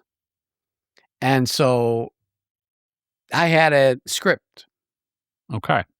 And were you aware of what parts of that script were fabricated, confabulated, and which parts were maybe real? Most of what I said was real. But there was some probably misinformation in there. And what I don't remember. I don't remember. Okay, the strawberry ice cream probably. No, the strawberry ice cream was real. No, it wasn't. The strawberry, Stuff, really? Absolutely. The strawberry ice cream. Go back and ask Linda Howe. Okay, Linda Howe had the. She interviewed the captain that lived with Eba 1. Okay. From 47, and he used the strawberry ice cream. That was started back in 1980 when Linda Howe heard that from the captain. And what was the reason to include that? I feel like that feels like disinformation. It does. And is that why? Yeah. Because it's so nobody's going to believe it. It's so outlandish. We're just going to throw that in there. Yeah. Wow. So that was officially authorized. It was a project. Was there a name to that project? I'm sure there was, but I don't recall it. I don't recall what the name is now. And then the whole idea of like the Aviary and what was that about? Well, the Aviary was created by Jamie Shandera and others. I can't even think of her name. Tracy. Okay, what's her name? Anyways, that was created by them because of the working group that I was a part of. That Hal Puthoff, Kit Green, Scott. Scott, what's his name? Senator Pell's aide. And others that we would meet. Richard Helms was actually the Falcon. He was the part of the control. I was just a really low person on the totem pole, so to speak. And I did a lot of fetching things for them and the security clearances and stuff for them when they had meetings. And Jamie Shandera got wind of that, and he named these people the Aviary. We found out about that after it was out in the public. I think Phil Klass. Yeah. Phil Klass was. Interesting stuff. What's also interesting, and this is something I wanted to mention and not something I've ever talked about before, but there is evidence that I have that shows, you're familiar with David Copperfield? Yes. His father was stationed in Roswell. I have a picture of his ID from 1945 at Roswell Air Force Base, and he was counterintelligence. Wow. At Roswell. I didn't know that. Now I have, not a lot of people do. Nobody does, actually. But I did some digging because I have, I just thought this was an interesting overlap as well, being is that the most recognizable deception artist of our time, David Copperfield, had a father who may or may not have been part of the Roswell cover-up. It was the driving force for David's show in Vegas for many, many years, which involved a UFO, an alien. Like he had this whole, Vegas show. And what started that was him going through his father's things when his father passed and finding his ID. Never do that. Yeah, so there's his ID. And if you see here, it says Squadron C6. And that's not an actual squadron that flew. Wow. Yeah, so the last name's different, obviously. It's not Copperfield now. Yeah. That's amazing. Interesting. Very interesting. Yeah, so he might have known more than I believe his mother was also stationed there near Roswell, and so yeah. Interesting tidbit. Very interesting. Were you ever tasked, because we hear this, whether it's, I interviewed John Ramirez, who was here as well, who's, ex-CIA, Lou Elizondo, and we know for a fact now that you're never fully an ex-information agent, right. You know what I mean? Mm-hmm. Were there ever instances where you were called upon, and I'm not going to, ask you for specifics if those are classified, but were there ever instances that you were called upon after you left the OSI that had to do with UFOs? Yes. Okay. Would that be prior to 2015 or after? Prior. Never after? No, never after. Okay. And this was between 2002, 2003, and 2015, somewhere in there where you would... I left government service in 1988. I was recalled in 1991. Okay. To work on a project, and again in 94. And then after 2002, I was a contract employee for a while. You were a contract employee for the OSI? Just, we'll leave it at U.S. Intelligence. At U.S. Intelligence. And it had to do with the UFO topic? Not all of it. I would say 50-50. Was that in a monitoring capacity or in a sort of, did you have to inject yourself into this in order to, throw some information into the mix that perhaps wasn't true? No. I worked for Dr. Puthoff from 94 to 2007. I see. And so I see. I'll leave it at that. I understand. Okay. Someone else was interested in Hal Puthoff's work. Okay. Wow. Interesting. Would Hal be aware of that, you think? Yeah. Oh, yeah. Oh, yeah. Smart Absolutely. guy. Yeah, very smart. Brilliant person. Yeah. Can't put much past him. No. How many saps do you think he was read into? Oh, God. It was so much. When I first started working for him, I didn't have it took a while for me to get a DARPA clearance. Okay. And he would be working on things in his own skiff and he would tease me, but he would never tell me. But, when I got the clearance, it was only on a need to know. There were times when I would go into the skiff and there would be a meeting and we'd sit and talk. And then we'd talk for an hour, the scientists and his other techs. And then he'd say, "Rick, bye." And I'd leave. And they were working on something that I didn't have access to. I just didn't have a know. But I would say dozens and probably more. Mm-hmm. He had, and this isn't a secret, but he had, or proprietary, because there's a lot of things I can't talk about. He had, in a certain area of the lab, pieces of extraterrestrial material that he was trying to figure out. And is that part of the reason why you were contracted?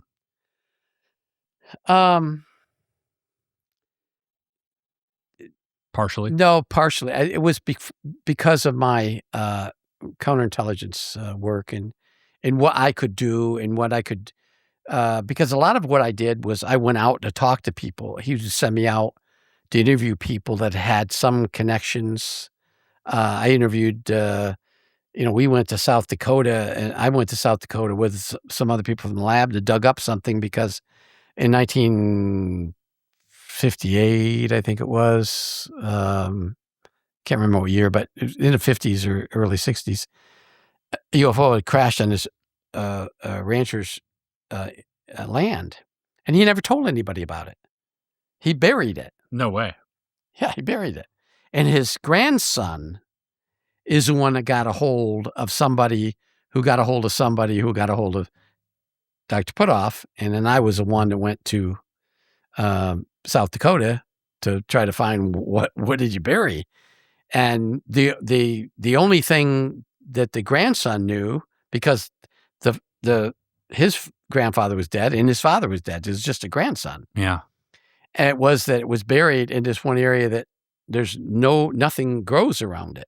And they water it and nothing grows. So this was the place. So we, that's about all I can talk about. Did you see anything? We saw a lot. You saw what they took out of the ground?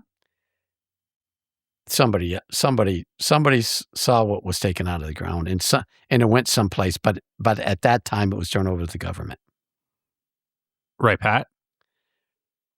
No, this is in, it went to probably Groom Lake, I guess. Okay. This was in 2002, I think. Okay. Wow. Yeah. Or no, 2000. And the crash would have happened in the 50s or the early 60s. Yeah. Yeah. Was that near any type of radar base? It was southwest corner of the state, south of Keystone. It was just, yeah. So there's Ellsworth Air Force Base. It's Yeah. still there. It was a couple 100 miles from there, but I think it was actually near later on a Minuteman site. Okay. But yeah, in the 50s I didn't have one there. Well, that's really interesting, and that's so you were read into that program. You were read into that recovery then, I guess. I was read into, yeah. Well, partially. I didn't handle anything. Yeah. I didn't analyze anything. I just set everything up, and then other people came in and did it. So you had partial access? Yeah, just limited. And how many limited partial accesses have you had to other crashes, would you say? 4, I guess. But that was during my OSI career. That was in the 70s and 80s. So you had quite a few. I was actually at one crash site. I was there. But the crash happened years before, but they found it. They discovered it. And I went there as part of a team to do the counterintelligence work regarding the people that found the witnesses. Crash site. But this crash site was in sometime in the 60s. And it was undiscovered. It was undiscovered. And a mining exploration team from some company was doing work in this shaft, and they found it in this mine shaft. And now that's another, I don't know anything other than they found it. And when we went there... You went on site. We went on site.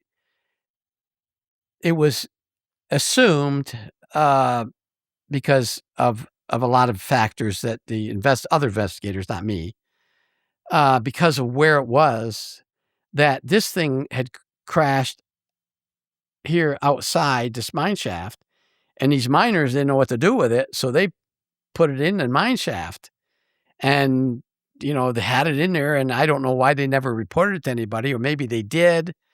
There's no record that I know of. Maybe there were records. Don't hold me to that, because we went there and they had found it in the shaft. And they extracted it? And extracted it out. The government, the DART team, the SDART, Special Down Aircraft Recovery Team, did it. And they pulled it out, and, it took them, I don't think they even got inside of it until they got it to Tonopah. And now jump ahead to when I was out there. This is before I went to Tonopah, to Nellis Test and Training Range. I checked on that while I was there, and they still had that craft there. The disc? The disc, yeah. It was a disc, and it was a small one. It was not that big. It was... You saw it? Yeah, I saw the craft. Yeah, I was there at the crash site, and I saw them pull it out. And really? it was probably 5 feet in diameter. So but they couldn't get into it. They couldn't find an opening. So it was like a solid. Yeah. Well, they did eventually, but yeah, not during that time when I was there. I didn't see any. How long did it take them to get in? I don't know. Like I said, that was 1980, 81. I was there in 84. They got it open 4 years, maybe 3 or 4 years. I don't know exactly how they did that. Plasma cutters or something. Mm-hmm. Yeah. And what I don't know is whether they found bodies in there. They would have had to have been mini bodies. I mean, they might have had to be 2 feet tall. No, it was very small. It was like very small, a drone ship or something. It could very well be. I think somebody told me that was probably a scout ship. Mm-hmm. That crashed for some reason. There was damage. It's funny because they couldn't get in it, but the part of it was indented. I guess when it hit the ground, or I don't know exactly how, but there was part of it that was indented. So, I always, of course, I don't know technology like others do, but why did it take them so long? I mean, we had diamond cutters and all sorts of things back in those days. But they obviously got it open. But I don't know what they found in there. I was never privy to that. Was that the first time you saw with your own eyes a UFO? Was that the last? No. Let's go. Tell me about another UFO you saw. While I was at, I got to be very careful. While I was at the story I gave you earlier about being on call and getting a call, I did. Me and my partner went out to a place outside the Nellis Test and Training Range up near Warm Springs. There had been a crash, and that's about all I can talk about it, because there's a lot of other things that happened that could very well still be classified. Were there beings involved? Yes. You saw the beings? I didn't see the beings, no. You saw the craft? The beings were, well, let me say this. When I got there... It was cleaned up? No, the bodies were covered. Oh, I see. So I didn't actually, I can't say, I say, yeah, I saw the body. Well, no, wait a minute, they're covered. So I'm not going to say that because I didn't see the bodies. I don't know what they looked probably at least 5 foot. I'm just looking at... Yeah, you assumed that those were alien bodies. Yeah, I assumed they were alien bodies. Yeah, they were covered up. The other agent that came later that had access to everything in the world about that, he took over. I was remember I was a duty on call, and I went out there initially. I set up the counterintelligence ring, as we called it. The highway patrol, the state trooper, and the Nye County sheriff's deputy that was on scene, because you had to debrief them, and I did all that stuff, and they contracted a trucking company out of Hawthorne, Nevada, to come and put it on a flatbed I guess we didn't have one. Our government didn't have. And I had to make that arrangements with that trucking company. And I had to make sure that the driver, this is funny. When I was making the arrangements, this is Hawthorne, and there's an Army base there at Hawthorne in Nevada. It's a depot where they make bombs. And so this trucking company worked out there a lot. They're used to like classified scenarios. Or sensitive. Yeah. Sensitive, Okay. So I said, I need a driver that had been in the military and they can take orders. And the woman I was coordinating this with said, why?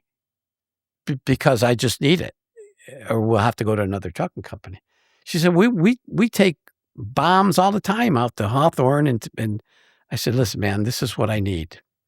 So I get this guy. He's the foreman of a certain section of the trucking company. He, I go there and I sit him down. I said, you're gonna pick something up and you're gonna take it from here to there. And he said, okay. I said, you can't ask questions. My lips are sealed. I said, so you agree to do this? You agree to sign this? He said, I've done it before. I said, you've done it before? He said, yeah. You talking about these round things? And I said, what do you mean round things? He said, well, before I picked up a round thing and took it out to the base. Okay, you're the guy. Wow. You're the guy I want. And so he went and did the thing. There was you watched it happen? No. The other agent that was in charge of that. I did all this setup, all the paperwork stuff, all the setup. I did not. I was not there during that time. That's what counterintelligence does. They funnel all the information. You create the classifications. You debrief the people, give them cover stories, tell the agents what to tell the press, like that type of thing, right? Exactly. And the craft itself, that's the other guys. Did you have conversations with those guys? I would have to coordinate. Yeah, it would be coordination. I mean, philosophical conversations. Did you guys speak about the origins? Did you guys speak about, what you think it is? Like off record? Yeah, of course. Yeah. Yeah. And were they able to give you information that you had never even thought of? Or did they seem legitimately like really well versed in this topic? Like they had information that was really pertinent to this, like origin or reason or, whom, why, where, what, like all these speculative things that we talk about. Did you get access to some of that? No. Through those conversations? We would talk philosophically, but I didn't have a need to know. Right. So it was all that information. And I tell you what, within the intelligence community, I don't care if you're my best friend, you might be able to take a bullet for me. We wore guns too, remember? But I'm not gonna tell you something. Yeah, you're not gonna break your. Nope. Yeah, not gonna do that. And that's the way it was. We would talk philosophically. You talk about aliens. About these guys. I bet you there are. I bet there's a base on Mars, or or maybe Venus isn't what it. Things like that. We would talk about where they come from. Maybe they're coming from Mars. Maybe they're coming from Pluto, things like that we would talk about, but they would never say, no, they came from, Epsilon Ready or some, no, they would never say that. Okay. Man, what does that feel like seeing something like that? Well, going all the way back to my first briefing and not believing any of it, every single time I was exposed to an extraterrestrial craft or something to do with an extraterrestrial being, it strengthened my belief that everything that I was briefed on is fact. But what did that feel like? Scary in a way, because one of the things that people don't like to talk about, I don't like to talk about it in great details, is I was brought up a Catholic. I went to parochial school. I was an altar boy. I believed in God and, did my prayers and did all my confraternity and everything. And I spent some time in a monastery before I even went to high school. So I had a strong religious belief. Now, one of the questions that people always ask me, and I ask myself, is, okay, God created the universe, so I guess he created the aliens too. Did he? Some of the things we learned, or Linda Howell's written about EBA 1, he claims that they put a humanoid on a planet 2,000 years ago. Was that Jesus? These questions I've always had. And when I had the briefing, I have to, okay, wait a minute. Is this for real? Okay, it's for real. Are these things made by God? This is something I think about, and other people have too. And if you connect the dots, could it affect the way other people believe in their religion? And that's something I really don't like to get into. I mean, I've settled myself, but there were other people out there that, the revelation that this guy several years ago did on a UFO convention, that some of the extraterrestrial characters are similar to Tibetan characters. What does that mean? That they lived here on Earth? They created the Tibetans? Or what? There's all these questions that people have to think about.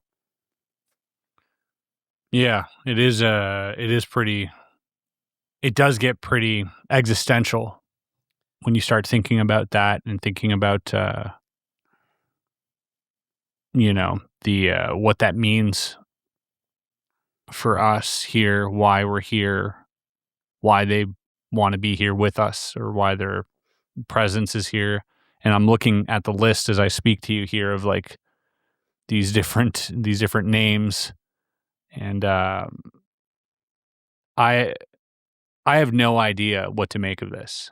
Like personally, I don't know what to make of any of this, because, as you can probably assume, someone who's very well versed in counterintelligence, I'm a magician. I'm probably the most skeptical person out there in terms of, understanding methodry, in terms of, all the methods on how to obtain information secretly or how to misdirect and all of this. I'm given all this, everything you're telling me, and it's a melting pot of 1,000 different things. With all the years that you have, built into this, and all the information that you've gathered, all the secret things that you've seen that you can't talk about, and the people you've spoken with, and the projects you've worked on, is there one overarching thing that neatly packages everything, a la, Passport to Magonia, Jacques Vallée, Control System, or are we dealing with like 1,000 separate things? Separate things. You think so? I think the one thing that convinced me beyond anything else that I had access to was listening to this Air Force sergeant, female, who was abducted countless times, went through literally torture by these extraterrestrials, having marks on her hands. They took her fingernails off, her toenails off.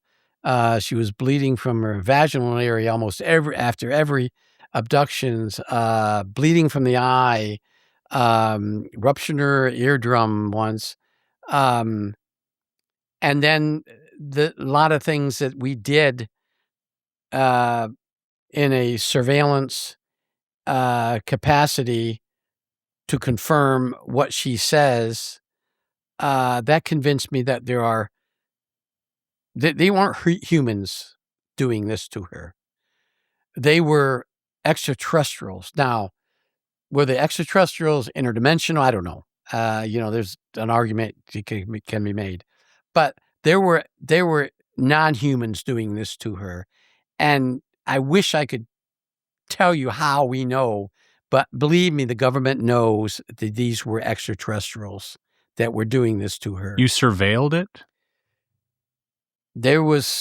We actually did. We knew based on a lot of things that I can't talk about, methods and sources I can't ever talk about. But we knew when they were going to do this to her. She lived in an apartment complex outside Kirtland Air Force Base. She was stationed at Kirtland. And she lived in a 2-story, real small apartment. And her bedroom was upstairs. And we knew that she would be taken during a time period. And we set up a surveillance. And that's about all I can say. That's a fact. And she's a whistleblower. And she would be the number one person I would put in front of a camera if I was a member of Congress. She is a legitimate whistleblower. She retired from the military. She's a grandmother now. She taught school for some time. She lives around the D.C. area. I'm sorry, she lives around the Baltimore area. But she has been interviewed by many of the U.S. representatives and at least 2 senators and some of their staff. So she's legitimate. Whoa.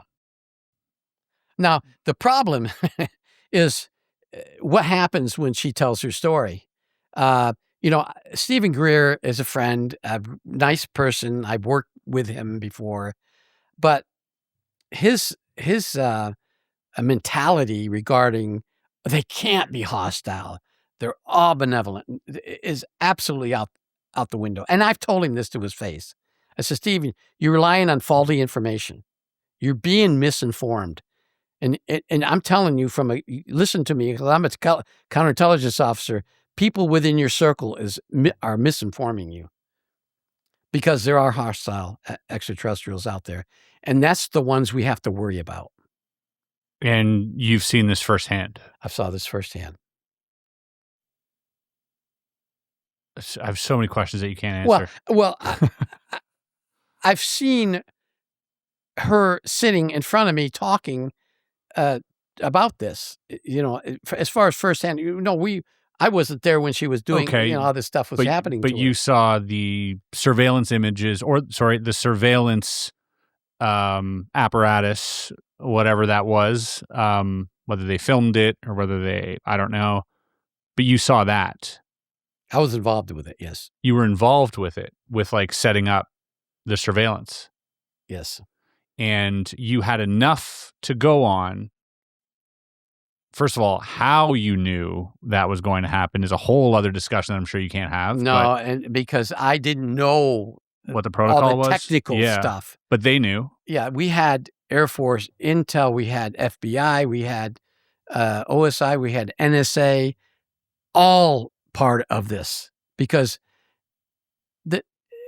in order to, if you can imagine, in order to understand something that's alien to us, we have to have the top technical people within the NSA and these other agencies involved to create something, to build something. Plus, there were contractors involved in this too. So this is a multi-pronged, multifaceted, multi-departmented sting operation in order to capture this on some type of media that you can then review. And it was successful. It was, yes, that was successful. There were some that weren't, but that was successful. Obviously she was made aware and she was part of this operation. Oh yeah, absolutely. And I mean, did you get to interview her after? Yeah, we thwarted she wasn't abducted that night. You thwarted it. Yeah. We prevented it based on all this stuff. And we got her out and we got her to a safe location because there was always doubt. Not in my mind, but in other people's minds. Sure. There was an FBI agent working on this and he didn't believe a word she said. Even after a polygraph, he was just I don't believe any of this stuff. But after that night, he sat I'm not exaggerating a bit. He sat in a room when we had her out at the base. It wasn't an OSI office. It was another secure facility out at the base because we didn't know if these things were coming after. But we were in a protected area at the base. It was that Sandia laboratories area. And this FBI agent sat in a room crying because he doubted her. He said, all this time, 8 months or whatever it was, I doubted her, and she's telling the truth. So you felt bad? I believed her. He didn't. He was always skeptical about everything. This rightfully guy. So, I think. Yeah, rightfully so. And he had a lot of background. He was a Vietnam vet. He was in a special or the Steady Operations Group. I don't know if you know what that is in Vietnam. The guys work behind the lines. They drop them off in Laos and for 100 days or whatever it was. I mean, he went through a lot. This guy and he's a tough, rugged FBI agent. But he had it changed him. It actually changed him because I worked with him after that on other cases, including the Paul Bennewitz case, and he was a different person, as I saw in other people who worked that operation. I think a lot of them were scared. I mean, if you see something that's literally out of this world and your mind can't comprehend it, because if you go into something and you just, like a child, they did the experiments with child, putting them in a hostile, not a hostile environment, a strange environment, they can't comprehend, and humans are the same, we were the same way. We can't comprehend what we're seeing or how we're going to rectify it. When you're given, and regardless of the training, because we went through a lot of training, a really good training in the intelligence operations course.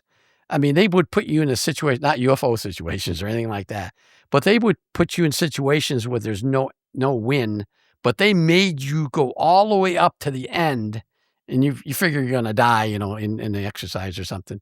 But they do this over and over and over and over again. Stress inoculation. Yeah, exactly. I was just going to say that. Stress inoculation.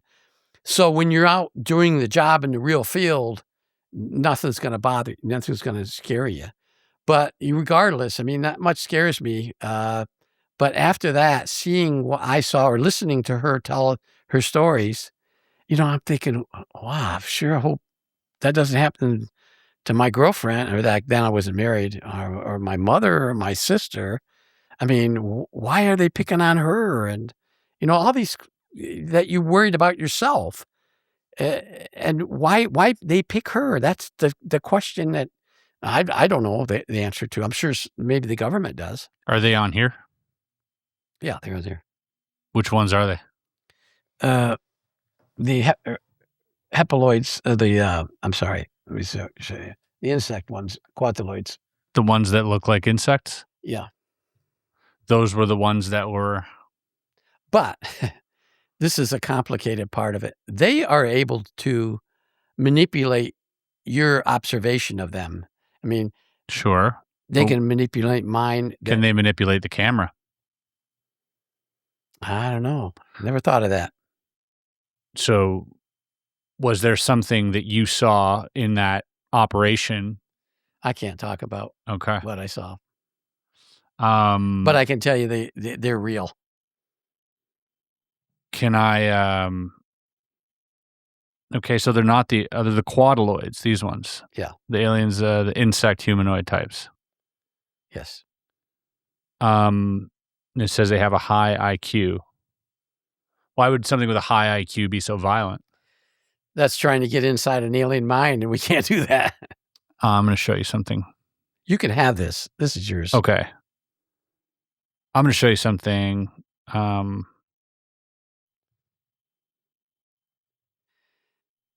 Okay. Wow. Is that like something you've seen before? I can't say. I think you just did. Was that?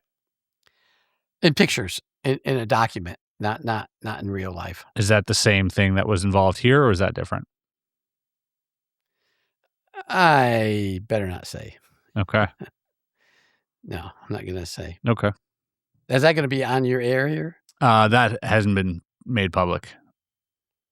Okay. Yeah. You're going to make it public? Not anytime soon. Okay. No, I better not say that. Yeah. Yeah. So if I didn't make it public, you could confirm or deny? Probably. Yeah. Okay. Well, maybe one day. Can we take a break? Let's take a break. Yeah. All right. That's a good time for a break. Okay. I mean, where to transition from something like that? It's just so jarring to hear that. I've never once heard of an abduction being thwarted. I think that's a new one for me. You know, we hear about abductions. We hear about people trying to film them unsuccessfully. Something always goes wrong. Murphy's Law, some type of, you know, whether that's people at Skinwalker Ranch filming stuff and things going haywire, and but never had it occurred to me that, you know, other than the instances of people saying, you know, sort of the Lord's name or something, like you hear about stories like that, and that sort of fends them off. Is that is there any merit to that? Well, there was part of that. She was religious, and she wore a St. Christopher's cross, but that didn't stop anything. Yeah, they didn't seem to. And there's a lot more. She would argue with them.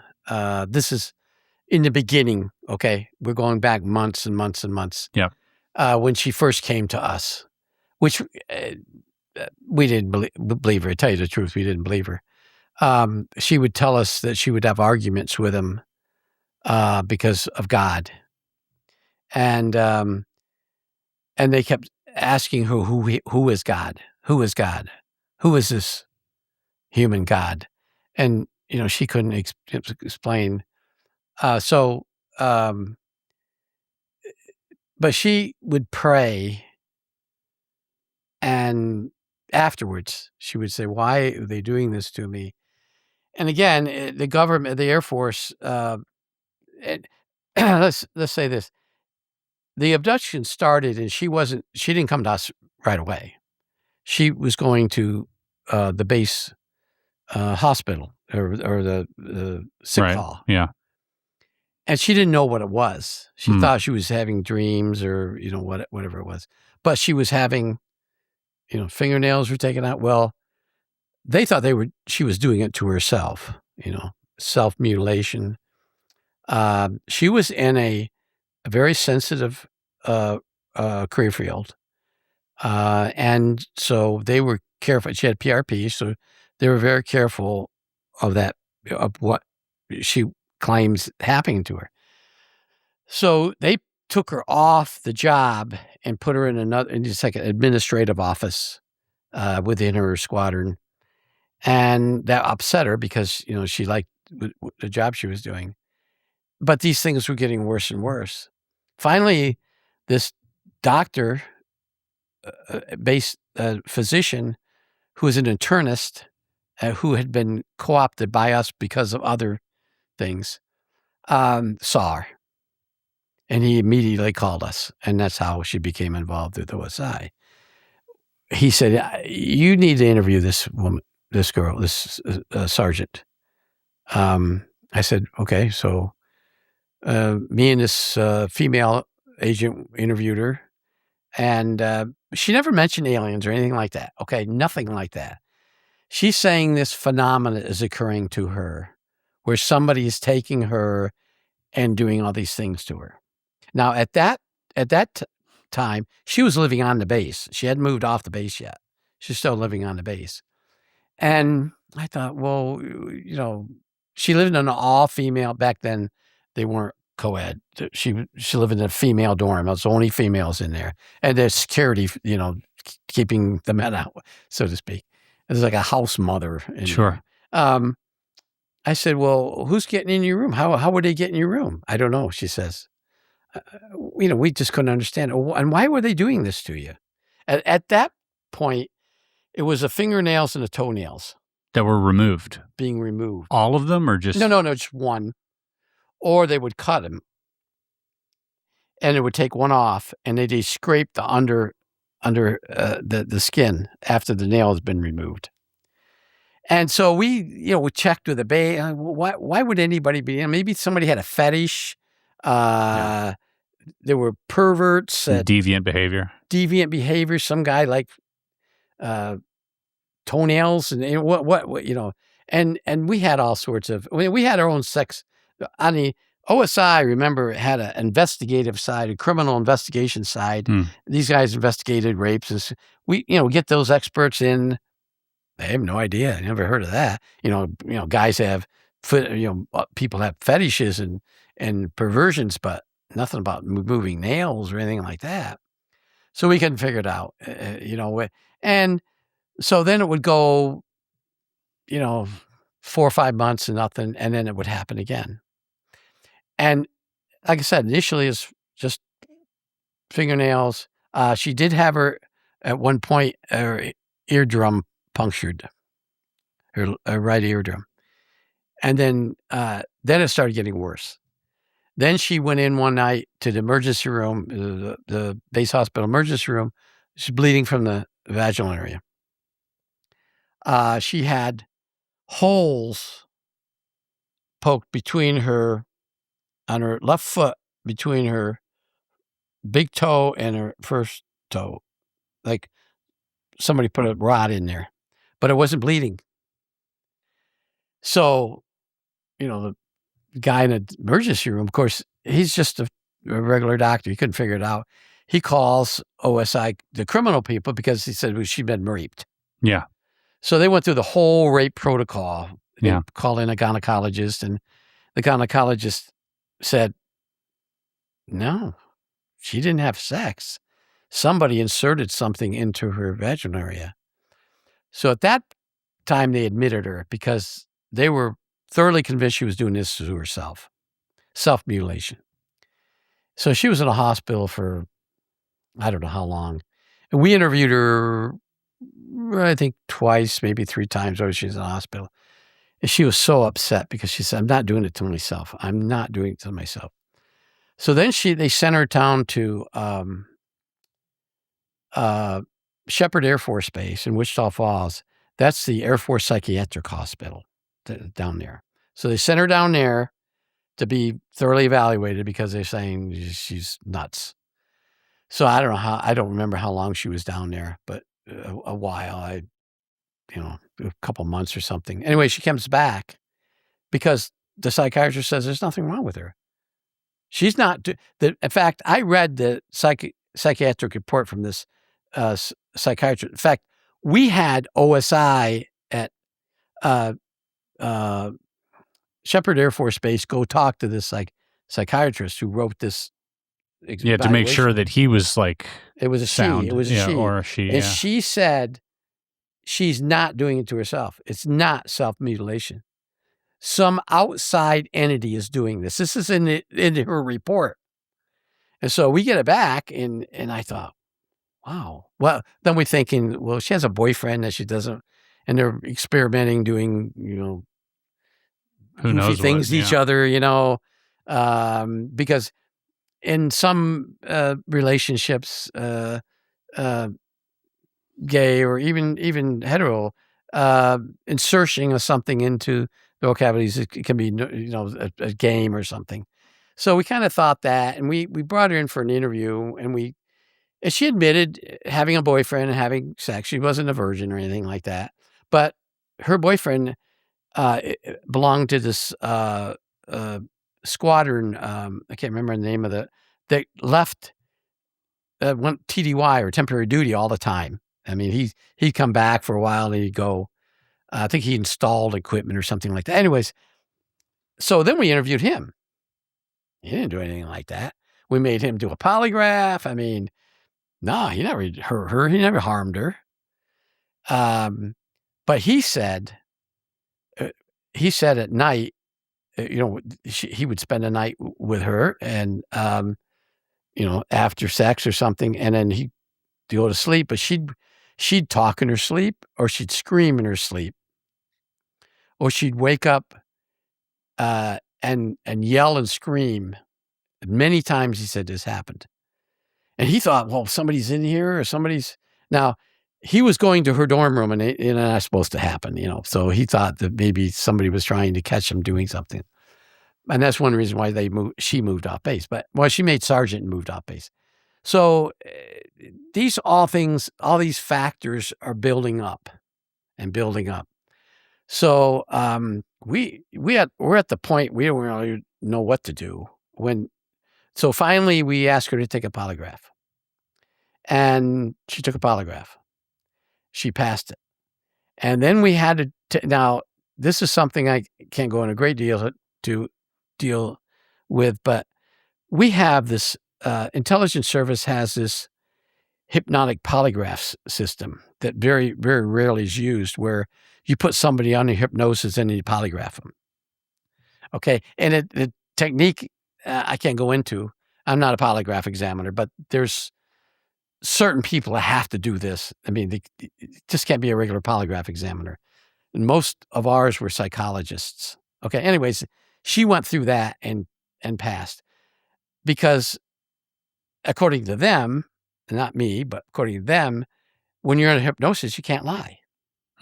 So that you can't cheat a polygraph. You can't cheat a polygraph. Yeah. So that sent the flag up in headquarters and everybody in DIA. And that's when the full wrath of the government came in on her side. Whoa. And then that's where the sting operation began to get set up. Did they already have a protocol in place that they were going to act on? Yeah. So they already had something that was like kind of field tested? Yeah, but I don't know anything about that. I was never involved in any of that. Sure, but they came in, all right, here's what we're going to do. We're going to set this up and do this way. Briefed her on that. And then it happened. Well, let me go back a little bit. One of the things they wanted when she moved to the off-base apartment, it was just outside the base, that a quarter mile out of the base, an apartment complex. They wanted us to place covert devices in the place. Now, we don't do that. We have a technical service people that do that. There's without her knowing. Without her knowing. Do you think if she knew, it wouldn't work? Well, they do. They did. They think that's the way they think. That like if she knew, they knew. Yeah, but it's a device that we can't ever use this in court. We can't use it against her in any kind of administrative. It's something that we're going to collect and keep and never tell her. Okay. Now we do that a lot in a lot of cases. In FISA warrants, if they're non-criminal FISA warrants, if I get a FISA warrant for your house, I'll place bugs in there, but it's only for counterintelligence collection. I'll go and get them out. Could never be used. Never being used in court. Yeah. We go to a federal court and get a criminal warrant, then that can be used against you. Sure. Yeah. Okay. Wiretaps and whatnot. Wiretaps and stuff. Yeah. Title 3s, 4s, or 5s. Anyways, so we did that. We did what headquarters wanted us to do, or OSI Technicals. And this is video and audio recording? No, it's just, I think it's just audio first. I think it was just audio. Video came later, but I think it was just audio initially. And I think they put in something else later. But anyways, the audio recorded everything. And well, I can't go into details. But you can hear the beings? You can hear voices. You can hear voices more than hers. More than one. Male, female? Indistinguishable? Undistinguishable. I only heard a small portion, maybe 10 seconds. Oh my gosh, what was that like hearing that? Well, is that frightening? Yeah, because it was echoing. It was like it was like somebody was talking through one of those, those like megaphones? cheerleader. No, just a Oh. cheerleader, cone, the Yeah. cone, the old time cheerleader, not the electric ones. Like a tin canny sort of Yeah, voice? exactly. Yeah, that's a good point. And then of course they analyzed all that. The tech people. I didn't do any of that.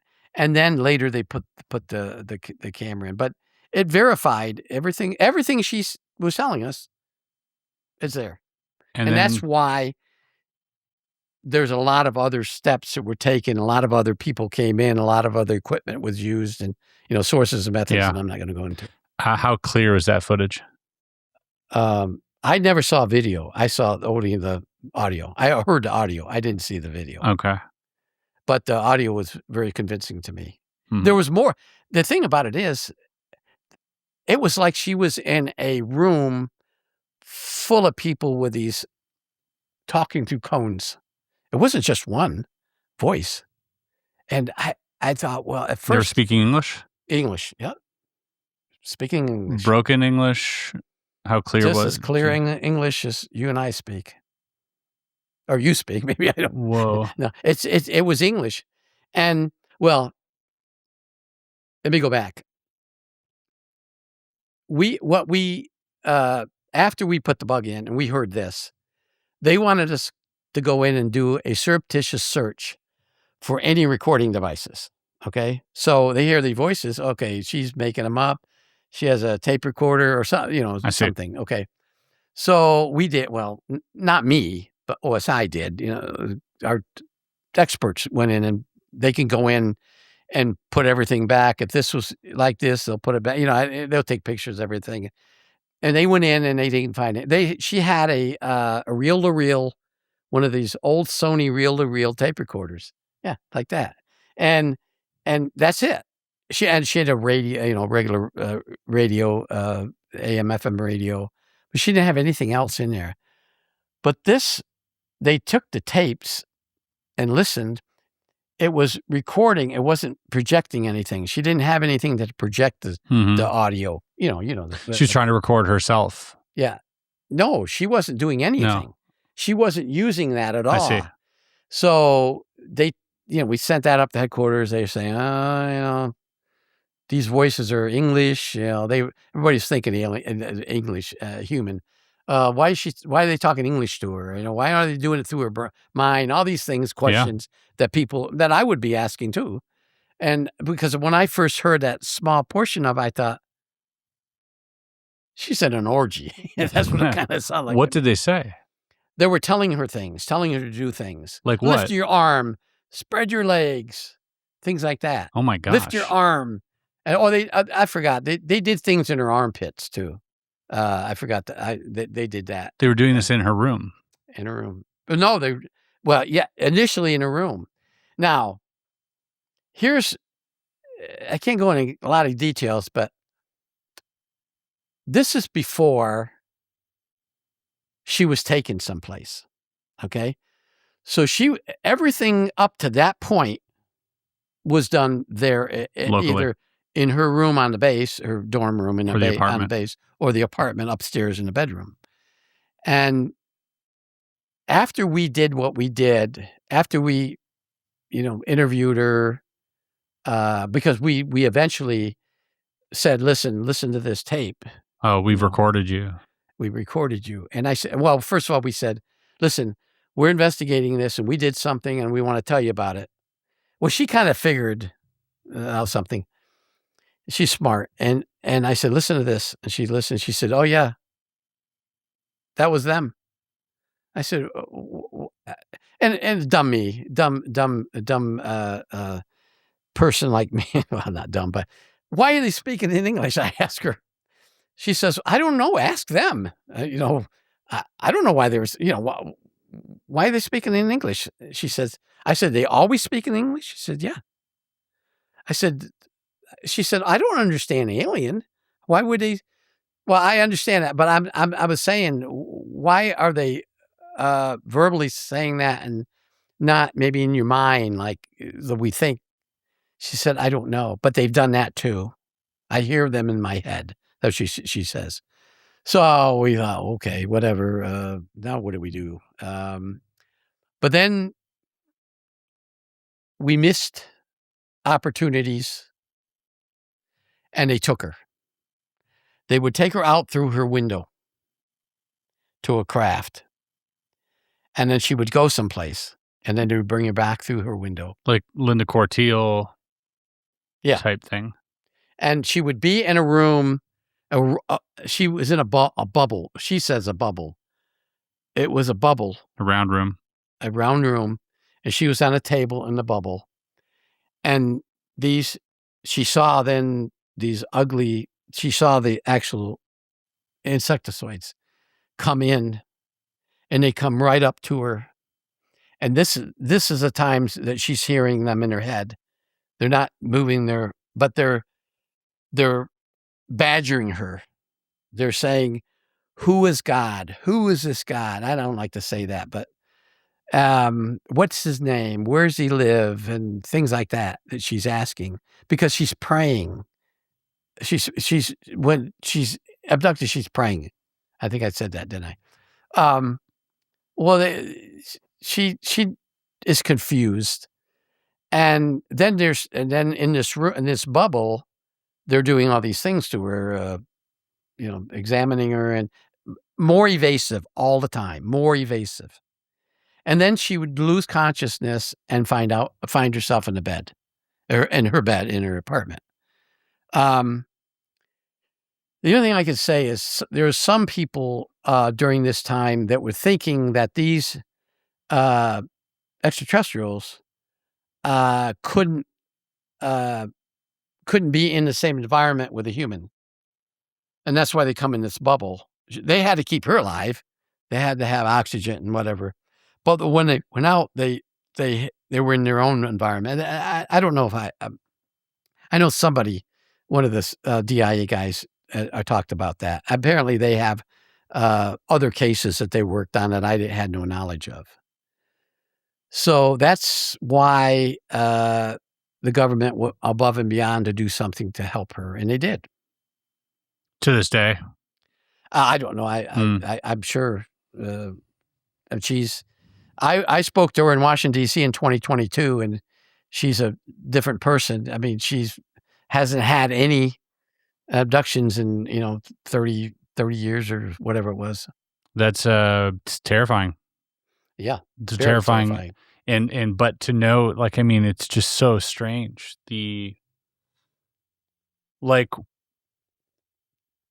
What method was used to thwart them? How did was it guns? Was it sound? Was it lights? How did they get them out of there? How did they stop it from happening? I can't go into detail. Yeah, but wouldn't that be really important information for people out there to know in case they wanted to stop it? It's not guns. It's nothing like that. It's technology. It's a frequency? It's just technology. Interesting. I don't know. I'm not the scientist. You don't know the method? It. I know how to use it, but I don't know what's behind it. Okay. Interesting. Okay. All right. We'll move from that, but we'll put a pin in that for whenever she decides to come forward. Maybe we'll have you back and talk about it. I'll have her back too. Maybe have both of you in the diner. When is she? Yeah, that would be great. Once she talks, man, she's going to be wanted by everybody. Of course. Of course. But I probably have an inside with her. I mean, all I did for her, all we did, and not just me, but OSI did for her. Yeah. Not just OSI, but the entire realm of the government. I mean, she had NSA and everybody working to thwart this. It's really alarming. Because you know what's hard, Rick, in this topic for me is, and I'm sure you've come across this as well, you have to walk a line where one side of you says, okay, either this person is telling me the objective truth of extraterrestrial visitation, of whether it's mutilation or whether it's just experimentation, whatever that is, or I am actively indulging in someone's potential psychosis. And that's the line that I always find very difficult, because on one hand, I want to be I want to be the person who people can trust to come to and say these things, and who feel safe and secure in saying them. But on the other side, if this is all invented, then I'm actually not doing the right thing. I'm gaslighting, and I'm making this worse somehow. By allowing them to sort of perpetuate this potential, psychotic episode. And so, something like that, I'm sure affected you in that same way, where there's a lot of times where I'm sure you couldn't tell if it was real or not. Even today, I'm sure, with people telling you stories, how do you discern, right? But then that gave you some objective truth. Did that change how you felt about previous abduction cases? Absolutely. Absolutely. And she was one of the truly convincing cases. We had others that were not convincing. Right. You could. One of the things that was developed, I have to be careful, is the way to evaluate. There's something, a widget, I'll call it a widget, that you telling me you're abducted, I'll bring that widget in, and that widget will tell me whether you're telling the truth. It's not a lie detector or anything like that. It's something else that you just have to, it's too scientific for me to. Of human origin? Yeah. Well, I'm not going to say. Well, because I watched the movie A Disclosure Day. Have you seen this movie? Yes. So in there's a widget. Yep. Is that not unlike the widget you're referring to? I'm not going to say. Okay. But because I found it very strange in that movie that was brought in. Because I'm like, we don't really hear about things like that at all. Everything else in the movie seemed to track, whether it's the psychic overlay or the sort of lingering psychic abilities that someone has after having an experience, the screen memories, the childhood abductions. There's so many things in that movie that really track and cut deep for people who follow experiencers. But that one thing stood out to me. I was like, what the heck's this? Maybe he got some inside information. Do you think that's the case? I think he did. Yeah, I think. Yeah, I'm 100%. 100%. There's some things in there that he'd gotten. He was briefed on. He was briefed on. He was read Absolutely. In that specific movie? Yeah, that movie. Yeah. Okay, well, is the widget one of them? I'm not going to say, but there are. Yeah, I'll say the widget is true. They can't do anything to me, but there's a lot I heard from a very reliable source that 18 minutes was cut out of that film because the government says you can't possibly show that. Now, I don't know if it's 18. Some says 6 minutes and some says 18. There's some sections cut out because I watch it twice because there's reasons why I watch it twice. And I analyze, they jump. You can almost tell where it's cut. Where they cut the thing? Excuse me. Yeah, because I've never edited anything, but I've been on movie sets and I know what was filmed and then what was cut later and what scene was, So yeah, I'm positive. Now, Spielberg will say it's censors or something, but censors don't care about UFOs. I mean, if it's sex or something, perverted, maybe they'll cut it, but censors, nah. Yeah, and what I found interesting too was that normally movies depicting some type of government faction or department will have to acknowledge them in the credits. They didn't. I thought that was really interesting because even a movie like Elio, which talks about, there's Space Force in there, and we are very grateful for Space Force and the Air Force and the Department of Defense and yada yada. So what's the reason why they wouldn't? Because it's so real that they don't. I don't know. They don't want to touch it. It's what part of the movie do you think was cut out? Where do you feel that was cut out? The ending was. Oh, so the ending. Most of the things. She was supposed to, this is what I was told. Yeah, sure. What source told you this? Somebody in the company. At Universal, somebody at... No, on Altrin. his company. Yeah, his company. Spielberg's company. Yeah. Yeah. Somebody said there was more to the ending than was, so that maybe that's what was cut out. She was supposed to say more, and she was supposed to say it, and then the alien voices, the cluck. Yeah. At the end, and they didn't do that. Wow. Because I think like many people felt the shortcoming of that ending. Like it was just so abrupt and strange that they would end it there. I was like, what? I stayed for the end credits. I was like, there's got to be more here. Yeah, me too.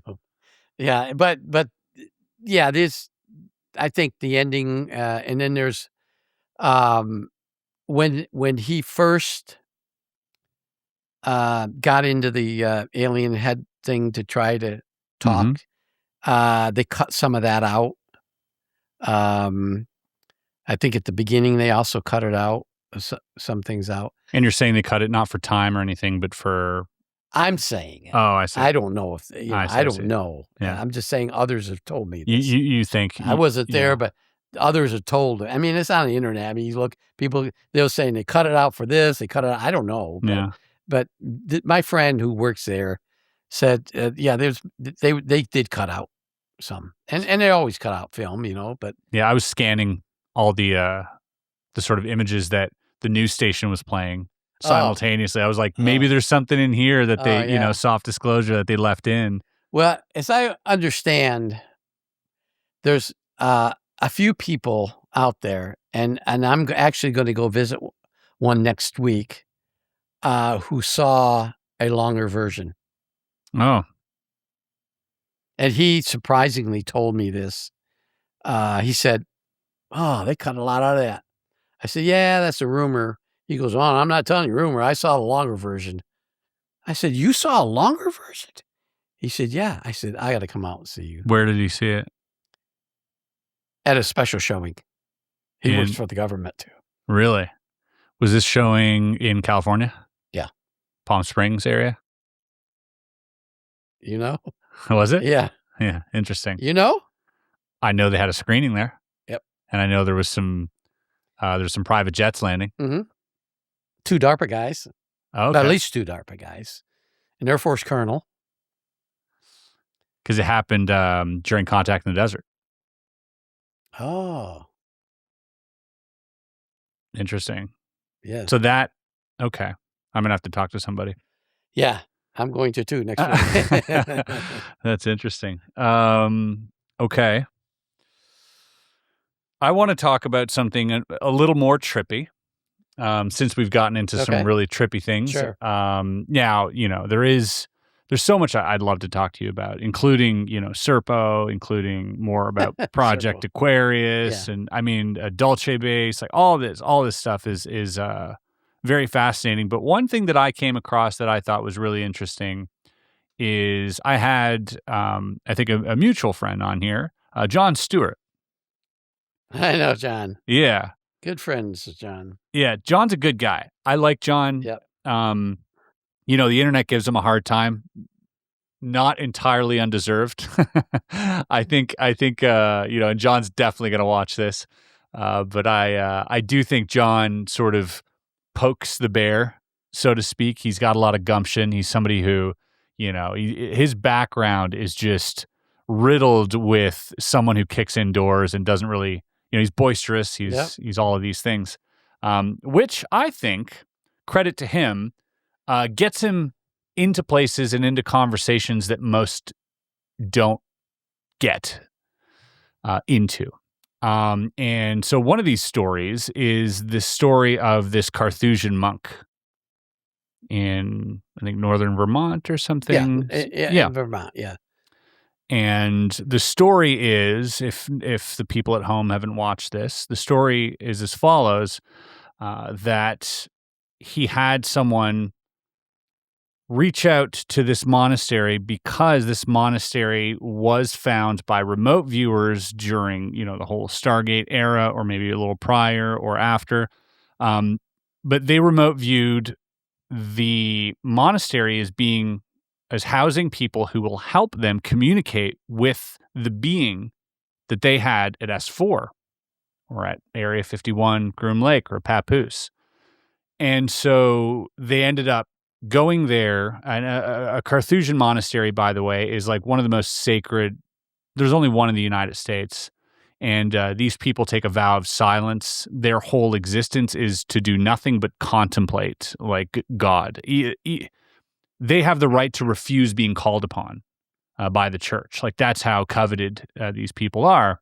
And because of this, they have a lot of wisdom and a lot of, sort of this higher connection potentially. And they were eventually brought in and flown to this secret undisclosed location to communicate with this being.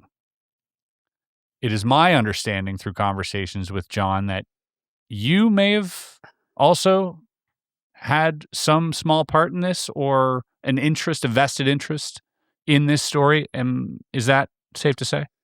Yes. Yeah. I knew of an operation that was occurring at Groom Lake.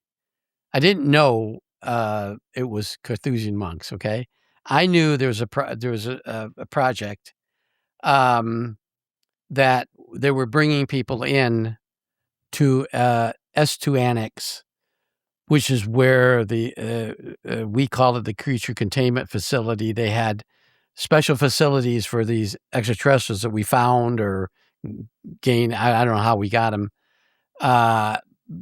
Because a lot of them had to have special environments to live.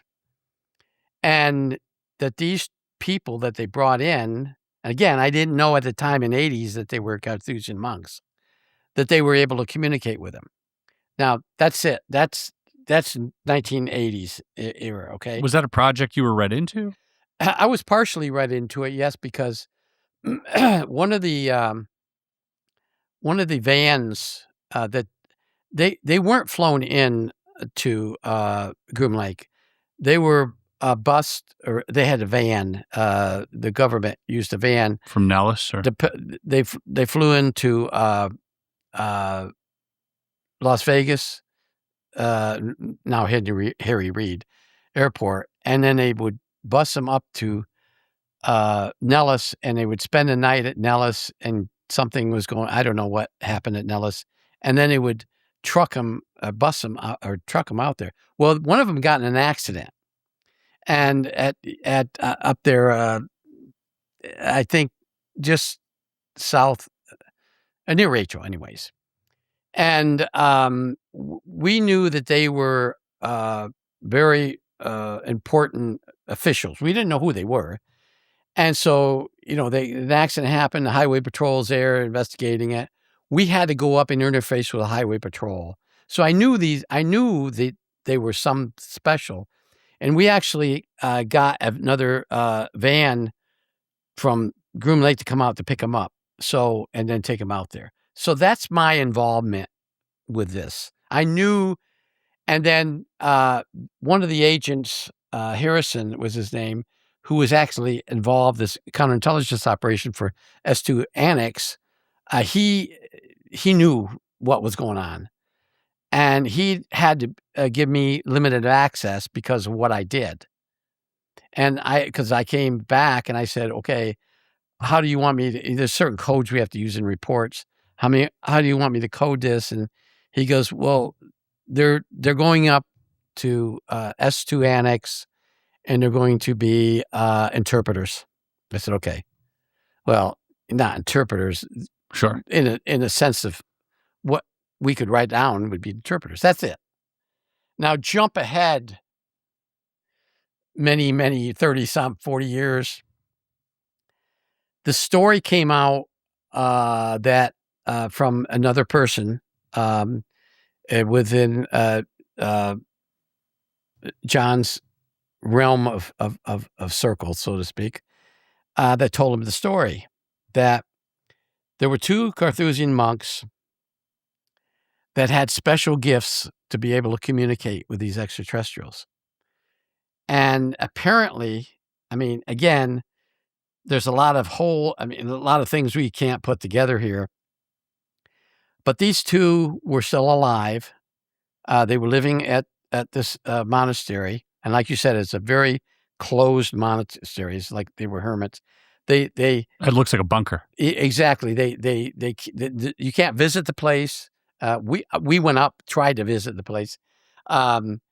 It's Who's guarded. we? You and John? No, me and another guy went up there, and at the bottom of the hill they have a gift shop, and they have gift shop. They make honey. They make other things amongst to sustain. But we tried to get access to. We knew their names, the brother John and brother. But we didn't know anything more about him. And they said, no, you can't. They don't have visitors. Once a year, they can have a family member visit them. But these two don't have any family. And they're very old. And they're in, like a hospice up there or something. So we could never get up there. But what we noticed was that there was a Vermont state trooper that would patrol from the gate where the gift shop was, up the road and down. I thought, that's odd. State troopers are patrolling a private. Why's that? Well, we went to this local state police barracks, and they basically said, get out of here. None of your business what we do. And so we did, and we did records, freedom of records checks, it's called, from Vermont. And all we got back was that somebody pays overtime. It doesn't say who. Somebody pays the troopers overtime, because what they're doing is overtime pay. Yeah, sure. And that's it. That's all we got. We didn't want to have anything else. No names. I think we got the troopers' names. I think. I'm not sure, but that's it. That we couldn't ever get up there. But this other person who worked at Area 51. His name is Gene, who actually was a director of security at Area 51 back in the 80s, told the story of these two monks, that they were, in fact, gifted. Now, where they got gifted from,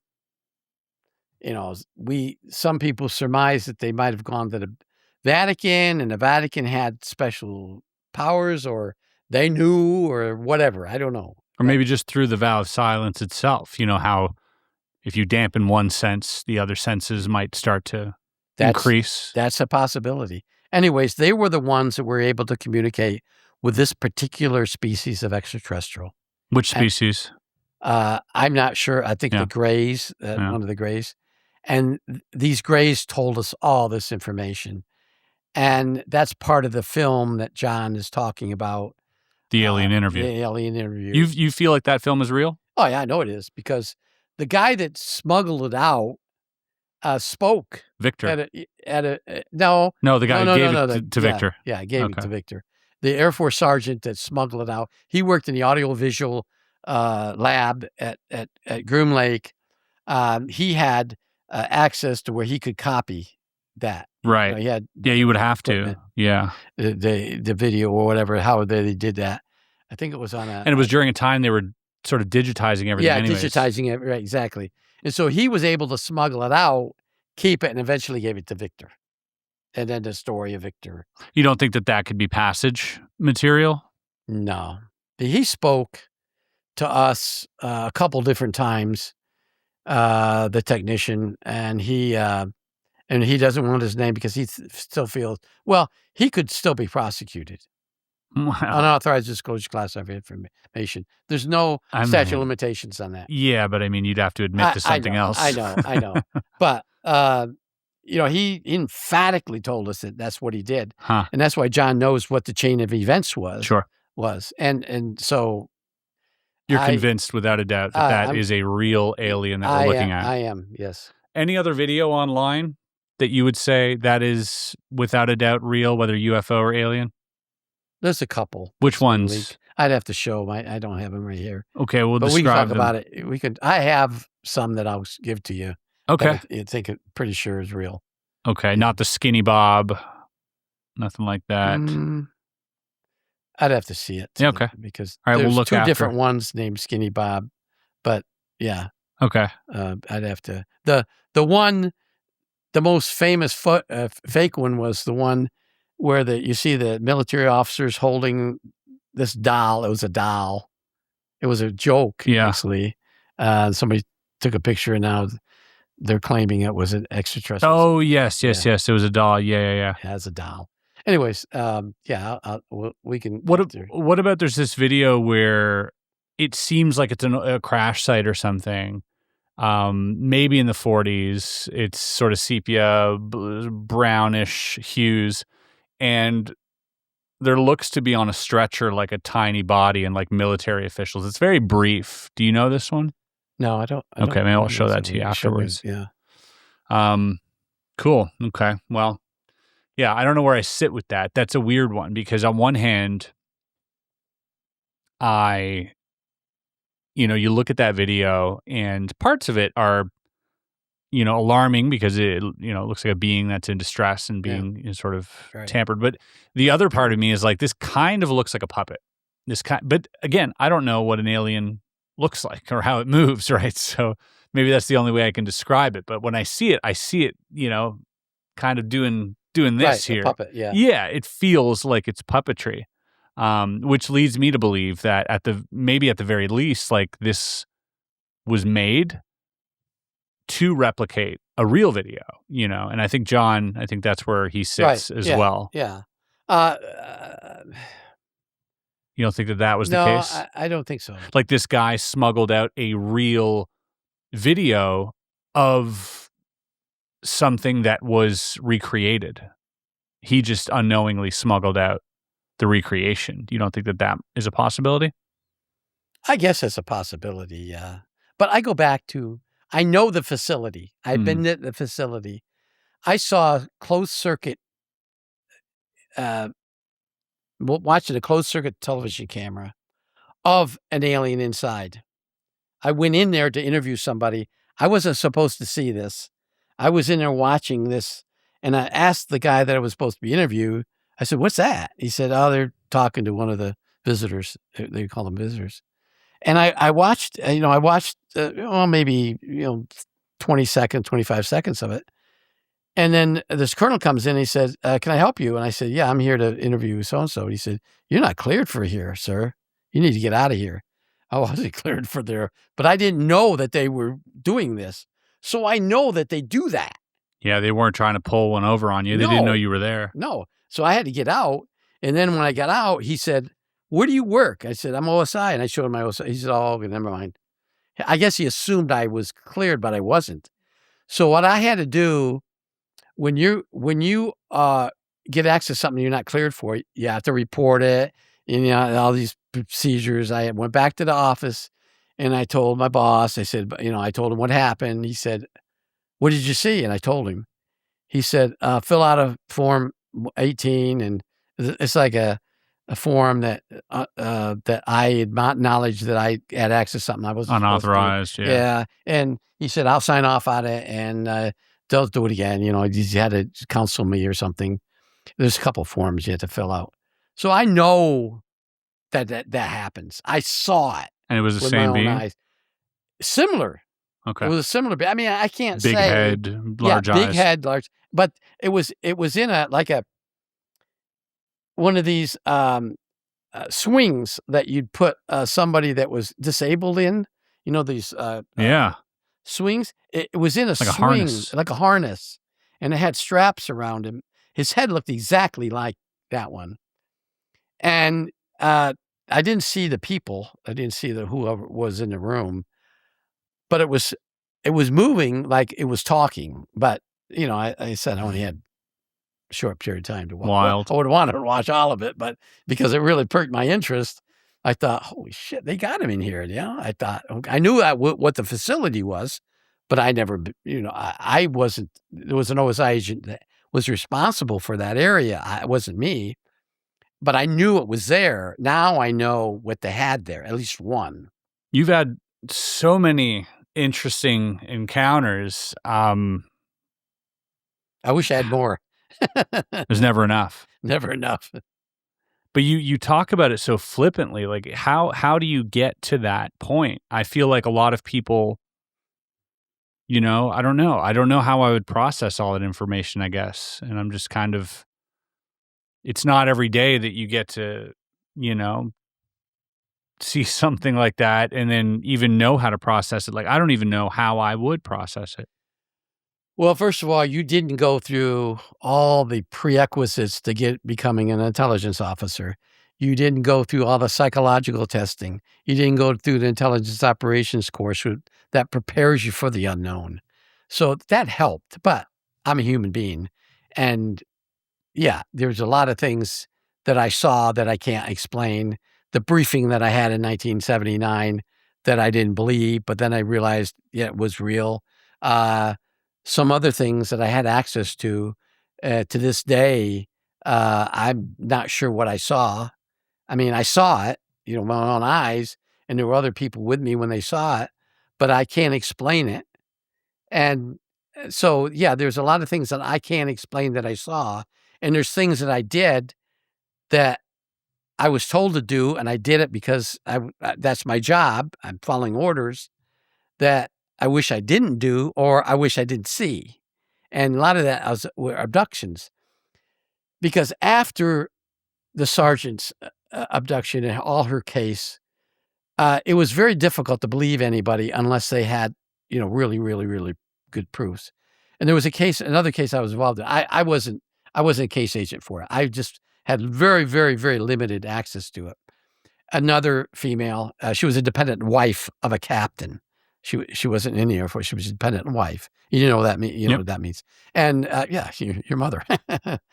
And so she had an experience that I took the initial report on that made us believe that she was having an affair and was covering the affair with this supposed, but it didn't turn out that way.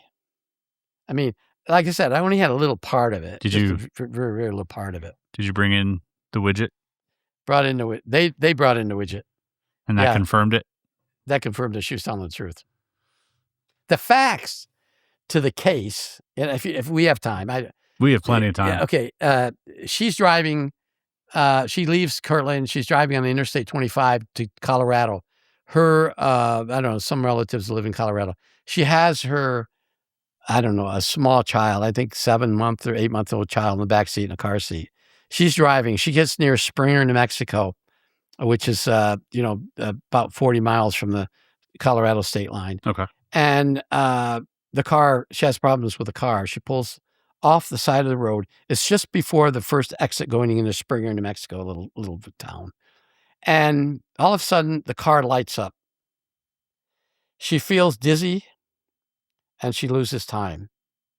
She wakes up at Eagle Nest Lake, which is 70 miles away to the west. She doesn't have her child with her. She doesn't know where she is. She doesn't know what happened. It's 6 hours later. Well, fortunately, as a New Mexico State trooper saw the vehicle at the side of the road, pulls up, looks in, sees the baby, doesn't see anybody around, and calls and takes care of the child. But then he does his investigation and finds that this woman, runs the plate and finds out this woman is supposed to be in the car. He calls back to the base and gets a hold of the husband who had been working or something, the captain, and said, no, my wife left to go to, I think, Pueblo, Colorado, to visit relatives. And they said, well, we found your baby in a car, but we can't find her. Where would she be? Soon. A fisherman jump up at the Eagle Nest Lake, it's a big lake in northern New Mexico. He finds her walking along the shoreline of this lake, and he asks her, ma'am, what's wrong? And she's all excited, crying, I don't know where my baby is. Where'd you come from? My car. So him and another fisherman are looking all over for a car, thought that there's only one way down a road. They can't find a car. So they call, we didn't have 911 back in those days. It was 411, wasn't it? No, it was 0. Oh, it was 0. Operator. He had to go to a place to call. he left somebody in charge of her and drives to this gas station, 7 miles away, calls. And so the law enforcement in there is state police. They come down there.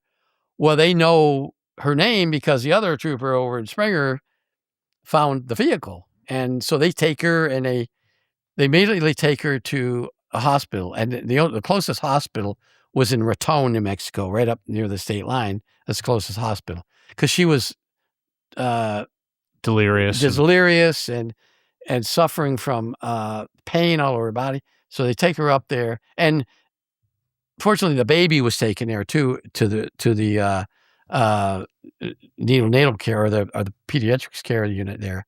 So they examined her and said, "Well, man, you've been raped."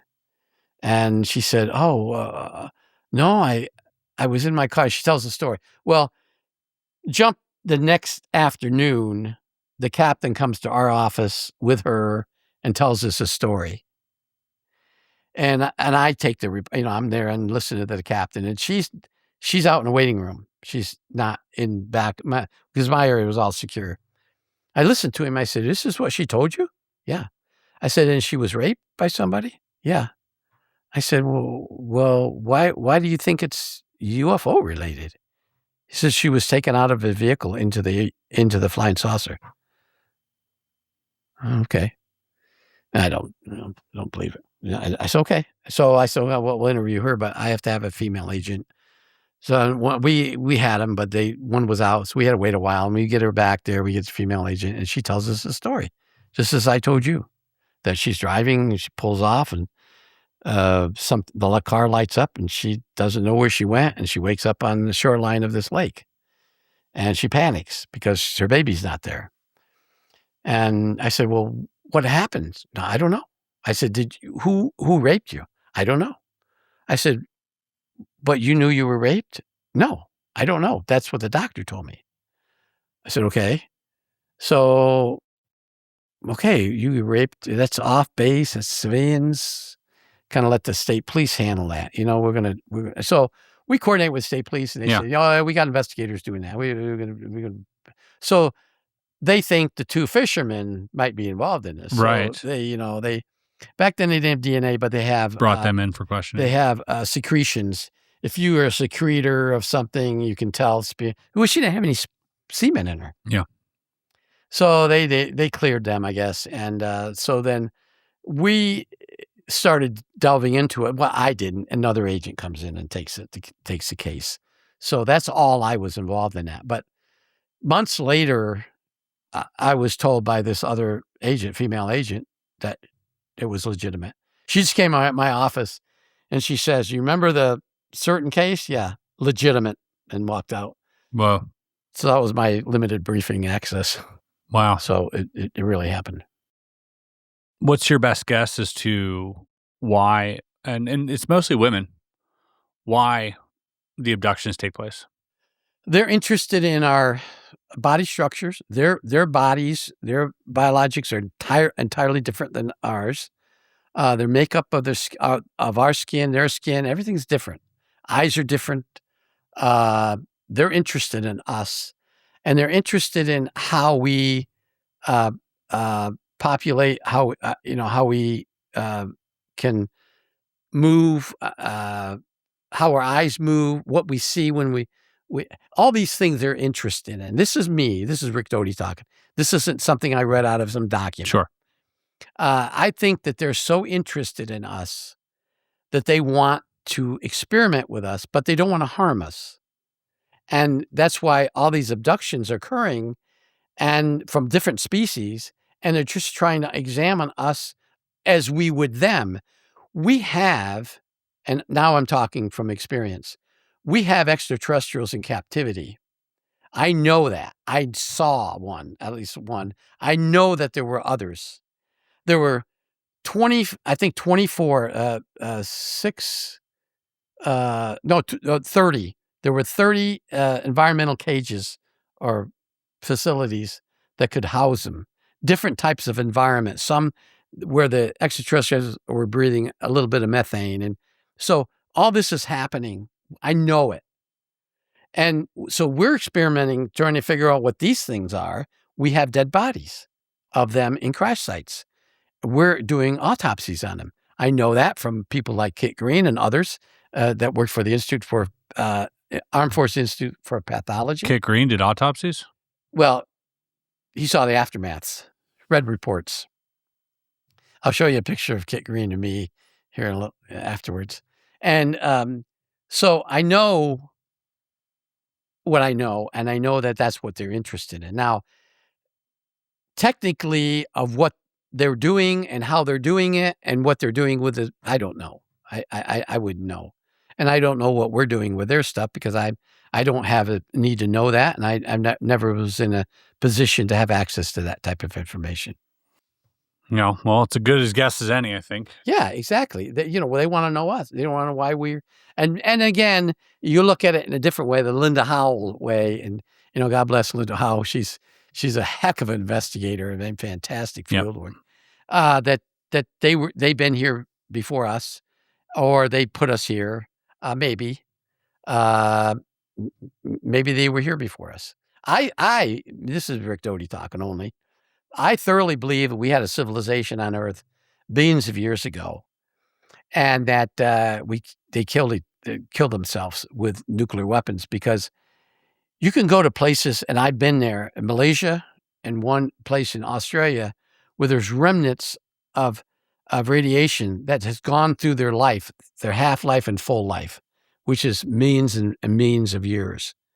And you can find that stuff. Well, we didn't have radiation, nuclear weapons, millions and millions of years ago.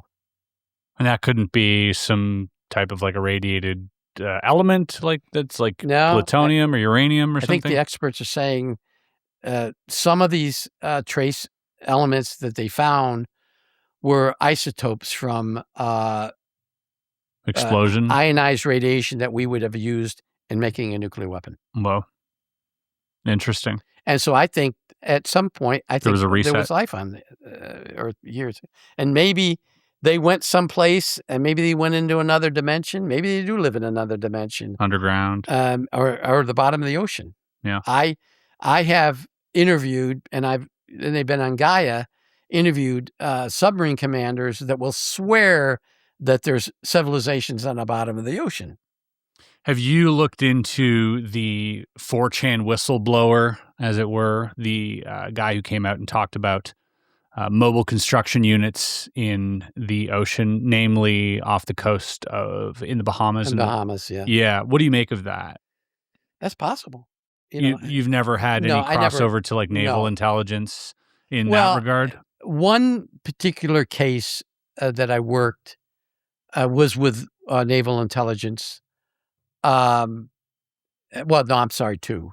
One, the Jamie Chandira stuff that I talked about earlier. And then this other case about what this, I gotta be careful. Yeah, I can say, this guy was a crew member on a submarine in the probably 70s. I don't, it would have been the 70s. They went someplace.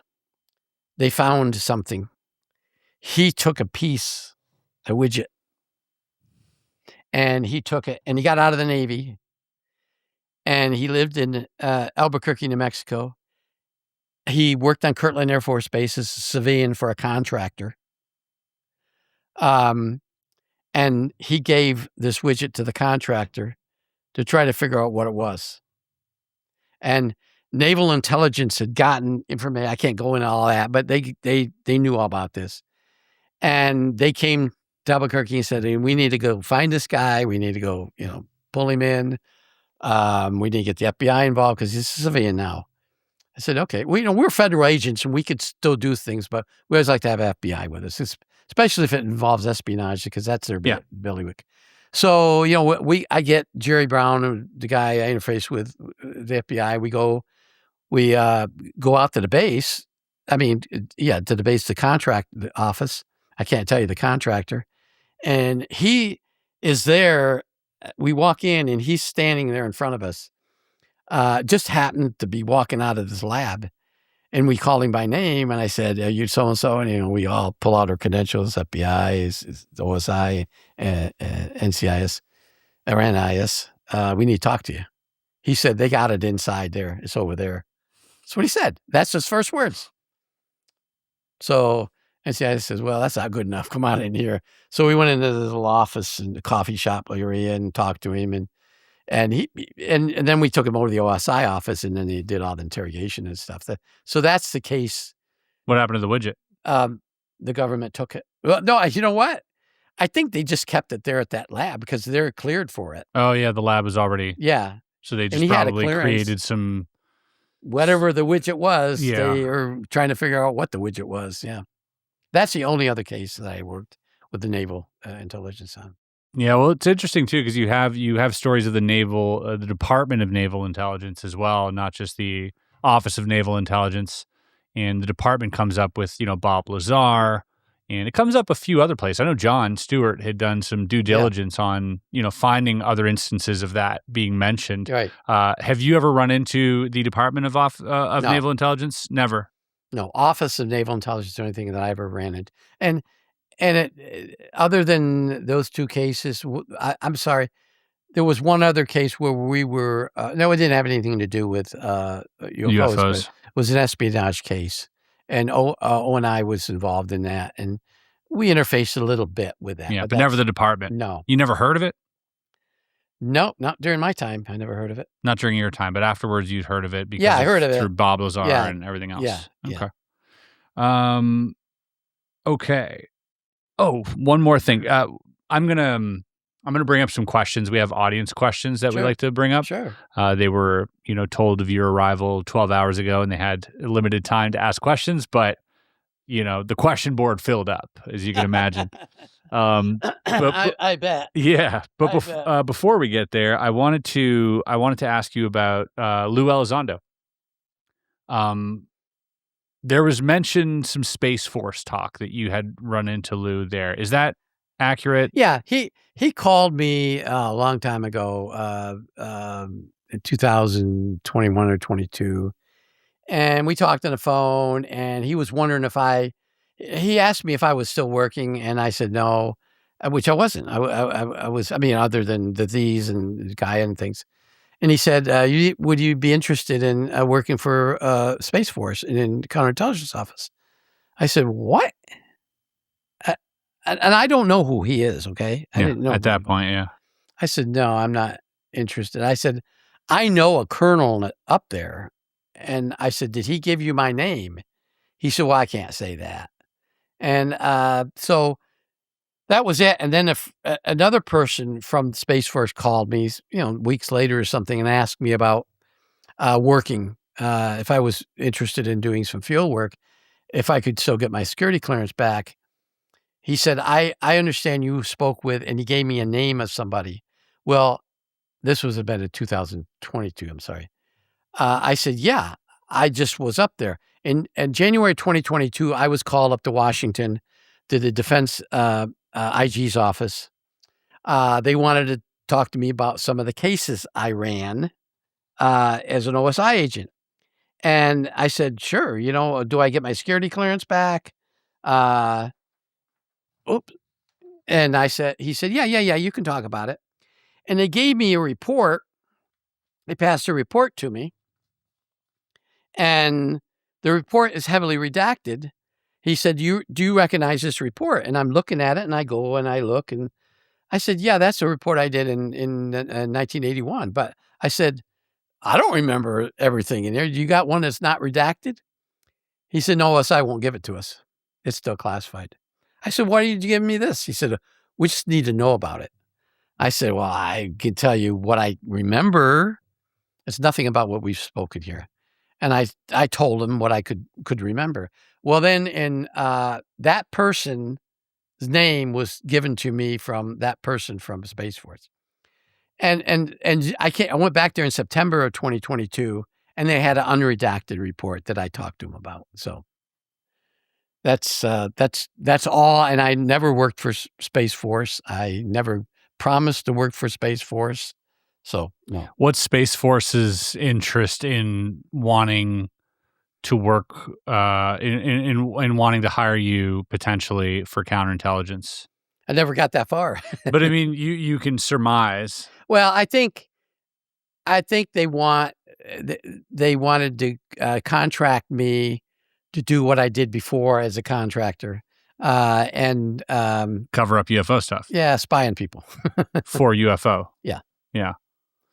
Okay. That's what I think. I don't know. Well, I can assume that too, because otherwise, why would they want me? Yeah. Go get someone who's green around the gills or whatever, and so that's really interesting. And what are these here? We have Project Capstone White, Auburn Blue, Medlap Star, Candid Sky. Those are all cases that I briefly spoke about here. Okay. You can't say which one's which. No. And these are all the cases. These are all the case numbers files that I did that we can FOIA, or that you've that. I'll tell you.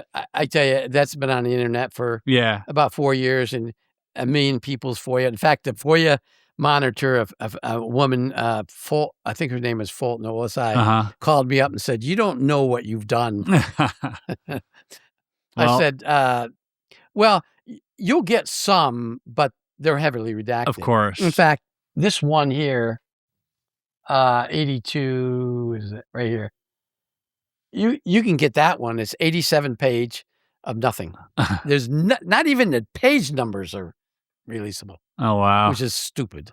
It's just all redacted. It's all redacted.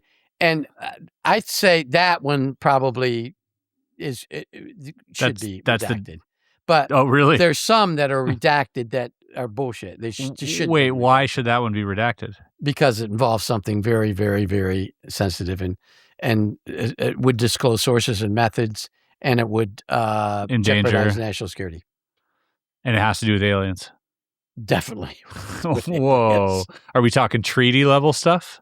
I don't know about treaties, but I don't believe we ever had a treaty with them. But that's me. But there's some here that are redacted that should never be redacted. I mean, maybe just sightings and that. But but some of the things that pilots, most of that stuff, a lot of that, not most of it, some of it involves pilots. Yeah.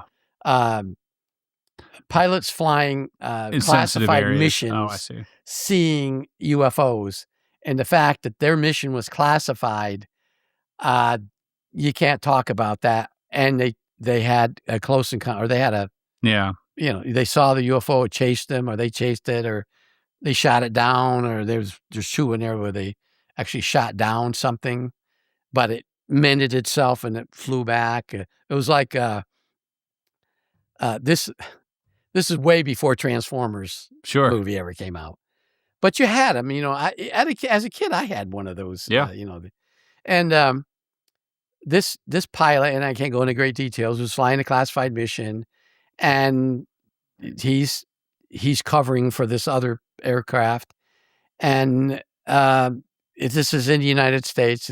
I can tell you they're flying out of the Groom Lake area, and this thing comes up, a flying saucer, comes up and almost hits his cockpit. I mean, his canopy almost just goes right over it. It really pisses him off. So he banks and he goes after it. And he's protecting this other flying, highly classified craft. And it goes down, and he goes down and he shoots it. He shoots at it with his Sidewinder missile. Two of them. And it hits it. And it crashes. Now, he's in a jet, so he can't obviously land. So he's circling it. And this thing, he says, it repaired itself and it flew away. And it reminded me of the Transformer, movies. Yeah. I like those things. But something like that was in that report. And I guess that would be classified, the details. And there's a lot more to that than I can't talk about. Is there a lot of alien encounters in these? A few. There's a few. There's one that's probably the best story. Is you want to hear it? Yeah, please. This Air Force pilot loves fishing, so he's up in a lake, northern New Mexico, lakes all over the place, fishing. Just him. He's camping too. He sets up his tent, and he's camping. There's a stream, and then there's a lake, very small lake, and he's fishing. And there's a clearing. He's in a very wooded area except for the lake. And then off to his north, northwood is a clearing.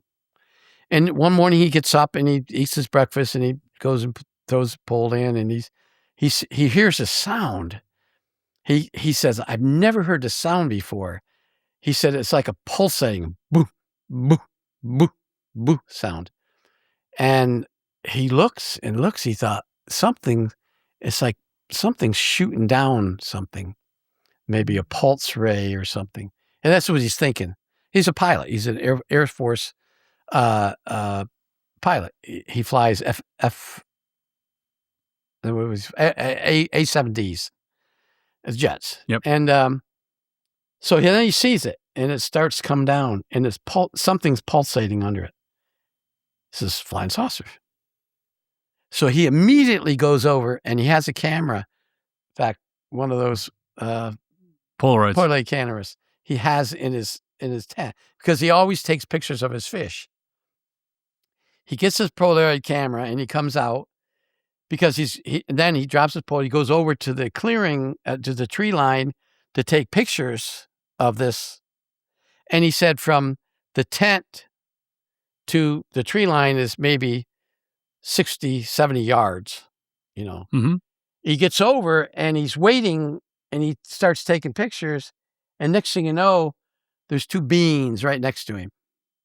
He says, scared him, but he dropped his camera. And these things were like 7 foot tall. They had helmets on. He couldn't see their face. And he goes into the whole details of what they did. And he thought, oh my God, they're going to abduct me. That's what he's thinking. Now, this is interesting because he wasn't briefed into UFOs. Of what a pilot would normally get training. And they do to get some of that. Yeah. He didn't even know about about abductions, but that came into his mind. And that was interesting, the interview and the interrogation later about why he thought that. But anyways, he looks and these things are, and then he starts hearing voices in his head, and he thought, they're communicating with me. So he sits down, and he never could explain why he sat down, but he sat down on the ground, and he doesn't know how long this occurred. But when he woke up, he was in his sleeping bag in his tent. It was dark. He knows that he got up at 7 a.m. He knows he made breakfast and had a campfire, and then he went fishing, and it was like 15 or 20 minutes after he started fishing that this happened. So he figured it was about 8:30 in the morning, and when he looked at his clock, it was 21:30, or 9:30 p.m. He doesn't know what happened, and it scared him. He goes over to the tree line where he dropped his camera. Polaroid, it was still there. Polaroid was still there. And he knew he took 2 pictures of the craft. He thought he had taken one of them. Well, the pictures of the craft were there. They how they pop out and they're on the ground. One had been, when you don't take the exposure, it's kind of smudges. One was unrecognizable, but one wasn't. Very clear. Very clear. Well, he comes into the OSI. He calls the OSI office Monday. This happened on a Sunday, Saturday or Sunday. He calls the OSI office. He says, I need to come in to talk to somebody. And this is what he said. All our phones or calls are recorded. And there's just a clerk that takes the call, the secretary. It's not an agent. I need to come in and talk to somebody that handles UFOs. Or flying saucers. And the secretary says, okay, what happened? I think I was abducted and I need to talk to somebody. I'm a captain in the United States Air Force. And she said, well, just a minute. So she puts on the agent that's duty agent, not a counterintelligence. Oh, okay. So that agent, then I just get to the office and I just sit down and I'm in the secure area. It takes me back. I had to unlock everything to get there. And my intercom ring says, Richard, you got a call on 9, whatever. I pick it up and see, this is Special Agent Doty, may I help you? Yeah, do you handle flying saucers? And I think he's a kook. Yeah, sure. Because I get these. I said, did you see one? Yeah, I saw one. I took a picture of one. I'm a captain of the United States Air Force. And the way he talked, I thought he was bullshit. This is a bullshit call. I said, okay. I said, where you stationed at? He said, I'm stationed at Kirtland. I said, okay. I said, well, why don't you come down to the OSI office? He said, well, I thought I had to make an appointment. I said, just come down to the OSI office. I'll look at it. So he comes down, an hour later, whatever it was, he comes in. He's in uniform. I said, have a seat, Captain. I said, what happened? And he tells me the whole story that I just told you. I said, where's the picture? And he pulls it across. And there's a picture of something. It wasn't on the ground. It was hovering. But there's distortion under it. Like something's blocking, something's blocking the view of the other side, like a pulse or something. I said, where did you, and then he tells me a story. And I said, wow. I said, well, did you have missing time? He said, yeah, about 10 hours. I said, okay. Well, we'll need to start an investigation on this. And we did. And, number one, he's a captain of the United States Air Force. He's a pilot. He passed the polygraph. He passed the hypnosis.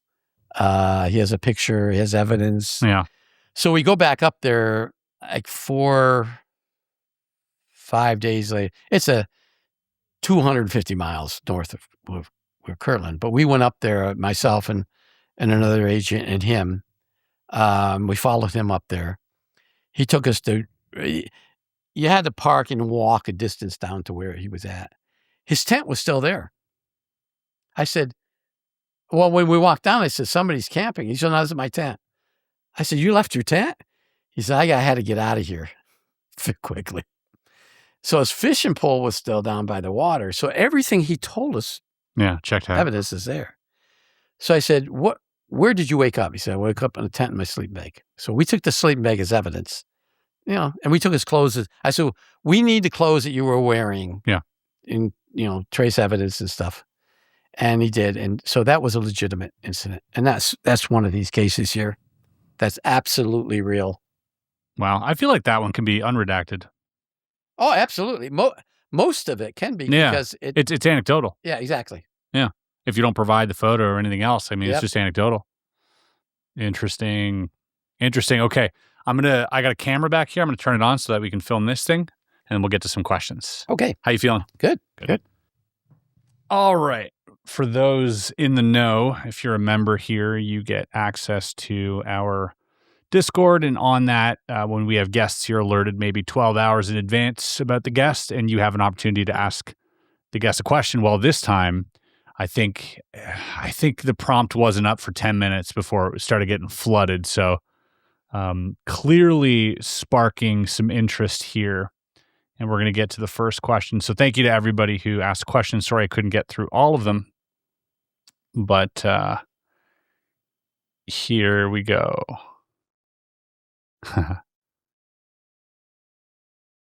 Okay, some of these we've actually answered, so I'm gonna skim past them. But this is an interesting one.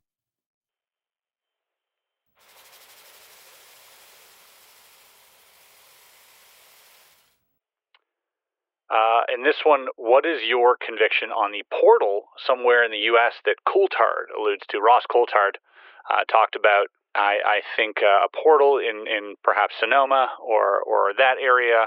What's your conviction level? Well, this goes back to a rather long story about time travel, but make it as short as I can. I was involved in a counterintelligence operation. Sandia National Laboratories had a operation where they were experimenting with time travel, trying to create time travel, and it was being done there at Kirtland and also out at Nevada Test Site. Well, they had advertisements in different magazines. Of course, the internet wasn't around back in that days, and this person responded to Sandia Lab and said, "I'm a time traveler and I can prove it."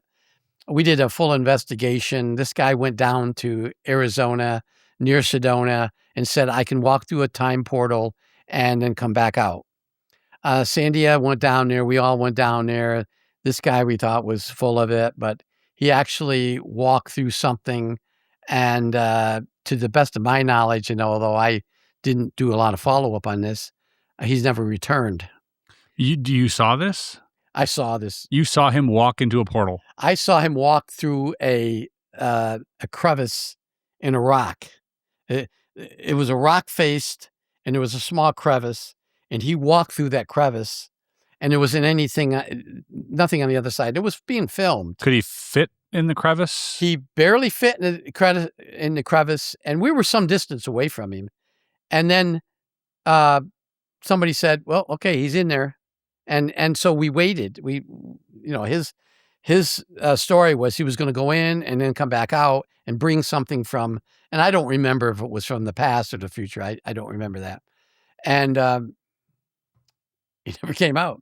At least the longest, we were there for hours and hours, and he never came out. We went down there, Sandia Labs went down there, and other contractors, and looked at the crevice and figured, how did he get out of here? And it seems so silly to me that one can just call the most secured sort of facilities that are doing the most sensitive technological advancements that the U.S. Department of Defense has ever seen, and could just claim they're a time traveler, and you'll send out people and have a budget approved to go follow these people who just claim these things. Well, I gave you the short version. Oh, I see. There was a lot background of checks follow-up investigations on this guy. We did background, and this is what makes it really interesting. The only date of birth for that name of that person that we could find, and we have, even back in the 80s, we had, the Defense Index of indices, we had the FBI, the IRS, everything. We searched everything. Was somebody that was born in 1879, and I think it was someplace. I think it was Billings, Montana, but someplace else, and I think it was Montana. That's the only name we could find that fit that person. And so was that who he was claiming to be? Yeah, he was claiming to be that person, and he gave us all sorts of. And again, I wasn't the main person that investigated him. Other agents did that, so I don't know everything that was done. But I had a report that I'd read. They went out to where he claimed he lived in Barstow, California. They checked his residence. They checked where he supposedly worked. He claimed he'd worked in some place in Bend, Oregon, in 1934, something like that. Some date. They went up there. The company didn't exist anymore. Nobody knew anything about. So there was no checking. He couldn't check. He claimed he was something in 1920. I can't remember, something about 1920, where he was in New York or on a ship or something, and they couldn't find anything. There was something else that they found that verified that name. I think it was on a ship manifest from Cuba to New York in 1907 or something, a name. How strange. But they did all that stuff. So, and somebody, I guess Sandia Labs decided they were going to hire him if he can do this. And they did a lot of background, and they did a lot of examination of him, psychological and physical and all that. And that's something they did. I wasn't involved in any of that. Was there any other instances of time travel that you were maybe briefed on? Yes, but that was part of the Sandia Labs experiments, and I'm pretty sure that's still probably proprietary. But there were, I think, 2 cases where there was legitimate evidence of something traveling. What's your back in time? I think it was, yeah. Back in time is interesting. What's your conviction level on Looking Glass?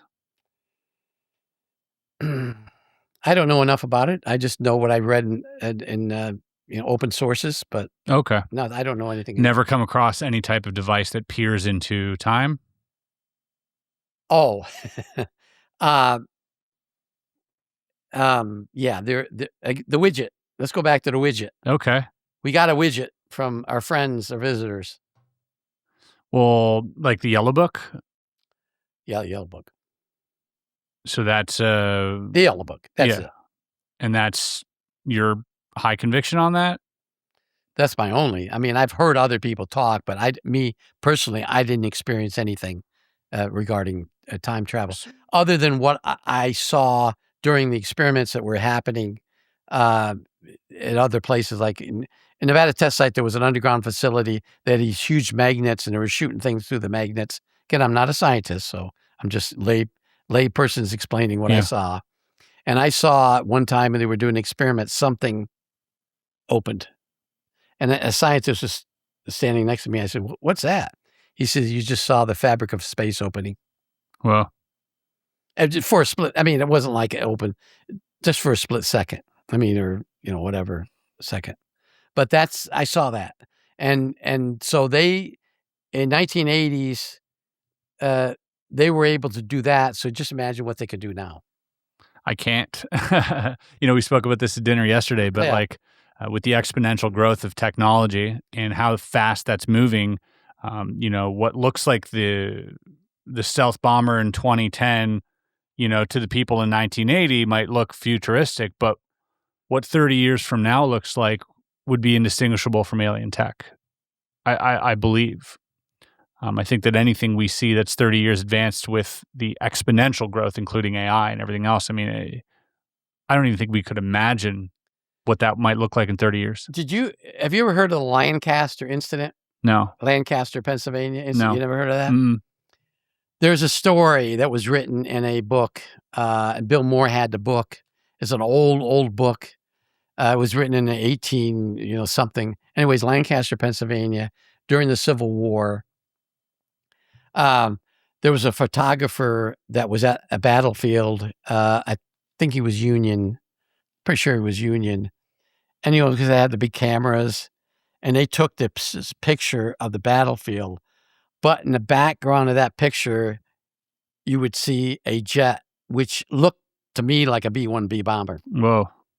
How'd that happen? And so, I mean, there was a guy that spoke at a UFO convention way back about 2005 or 6 about that picture. But all he had was that picture. There's no explanation, no evidence of the real, nobody has it's a picture of a picture of a picture. Yeah, you see those photos pop up where like, oh, is this a time traveler? And like that type of stuff. How'd that plane get there? Yeah. Interesting. All right, let's get to the next question. Thanks for answering that. This is a good one from Chris in Austin, Texas.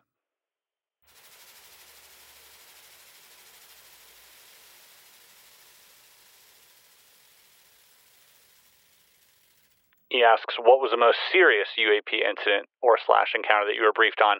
I think, speaking about that Air Force captain, was it? Yeah. Probably, that would probably be the most serious. There was another incident. I wasn't, again, directly involved in it. Mm-hmm. That happened actually within the Nellis testing range. That was incredible. And I actually have the statement from the guy that sent me this.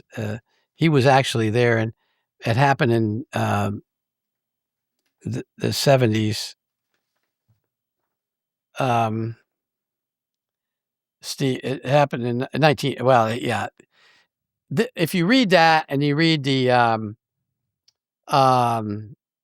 a certain Air Force person that came out saying that he was involved in some incident, this is a story that I talked about on Gaia 4 years before this particular Air Force guy came out to public. So, and what exactly goes on here? There was an Air Force team out at Nellis Test and Training Range that was going from one place to another, and they ran across an extraterrestrial walking along the road. Right. Whoa. And they panicked. The vehicle shut down. They had a radio in their vehicle, and they tried to call for help. They finally got a worker. It wasn't a policeman or anything, or a camel dude, but to report it, and eventually it was reported to OSI. That kind of follows the same story that another person who we've talked about, but this happened, and in the same time period that he's talking about. But this is verified. This isn't like, I mean, you've heard of the Jason Sands. Jason Sands, that's what I'm talking about. Yeah. I don't want to name, you mentioned his name, so. Yeah. Yeah. So that's similar. Or Jason got it from here. I don't know. I see. I don't know. But yeah, in and around the same time frame area as well. Yeah, same area. Being as well described? Being blue skin wow. Yeah. But if you go to Gaia, I think it was episode 80 or something. This was told. Right. And that's 2 years before Jason Sand came out. I see. So you're saying that there might be some type of overlap in could have passage been material. Maybe they just had a different incident. I'm not saying Jason lying. I'm just saying it doesn't fit. Yeah. One of the stories is already out there. So it definitely takes away from some of the credibility. Right. Yeah. Okay. Fair enough. I think, I think we have one more here. Actually, let me ask you one last question. See if you want to, maybe a bit of a game. Can you give me 2 truths and a lie? 2 truths and a lie. And I won't attempt to guess anything, and we'll just leave it at that. So you can say, okay, whatever. Yeah. Okay, yeah. We actually played this game in intelligence operations course. Interesting. To each other for a psychological test. Yeah. I'm not going to tell you. Okay. Don't tell me anything. Just okay. In 1980, I was driving from in New Mexico. I was stationed in New Mexico. I was driving from one place to another to pick up a good friend of mine. He came in at an airport that wasn't an Albuquerque airport. Okay. And along the way, after I picked him up, it was Santa Fe. I was coming back in Interstate 25, and he said he pointed to Sandia Crest, which is a big mountain there. I don't know if you've been to Albuquerque, and he said, "There's a tram that goes up there, right?" I said, "Yeah. There's a tram, real important tram." He said, "Can you take me up there?" I said, "Sure." So as we turned to go up that road, we see the tram going up, and above the tram was this object following the tram up to the top of the mountain. Okay. In about 1965, I wrestled in high school, and we were wrestling our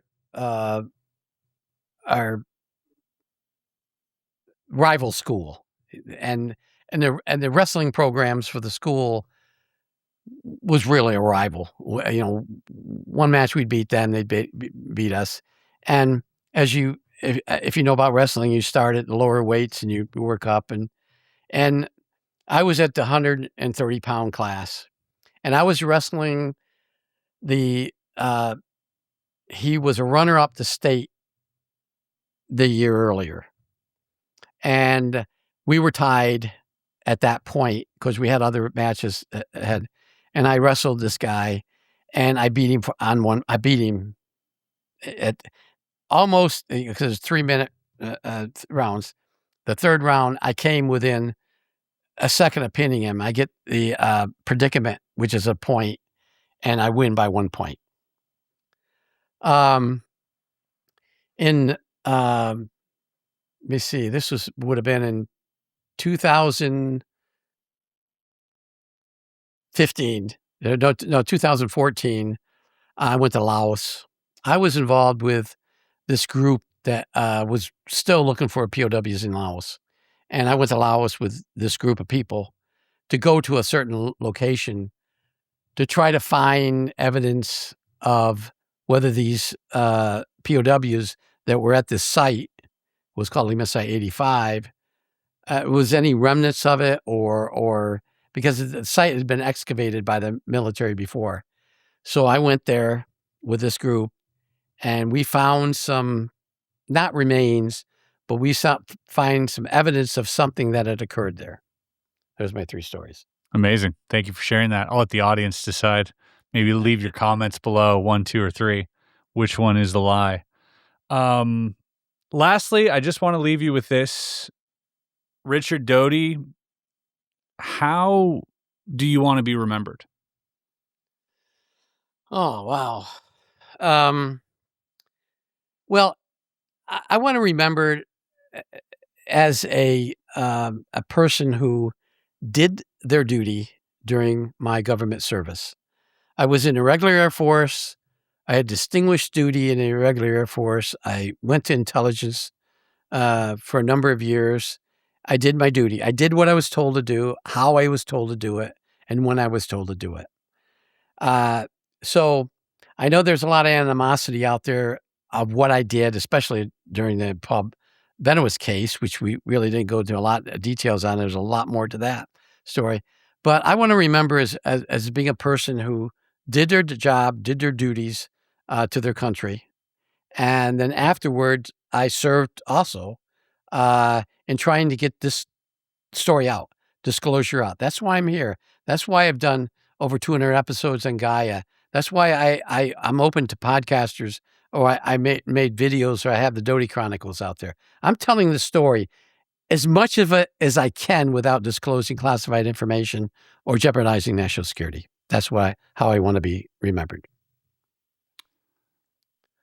Thank you so much for sharing all that. I really appreciate your time. I appreciate you coming out here and visiting us and sharing your stories with my audience. And I can't wait to see how this is received, to be honest. There's a lot here. Thank you for your time, Richard. You're very welcome, Chris.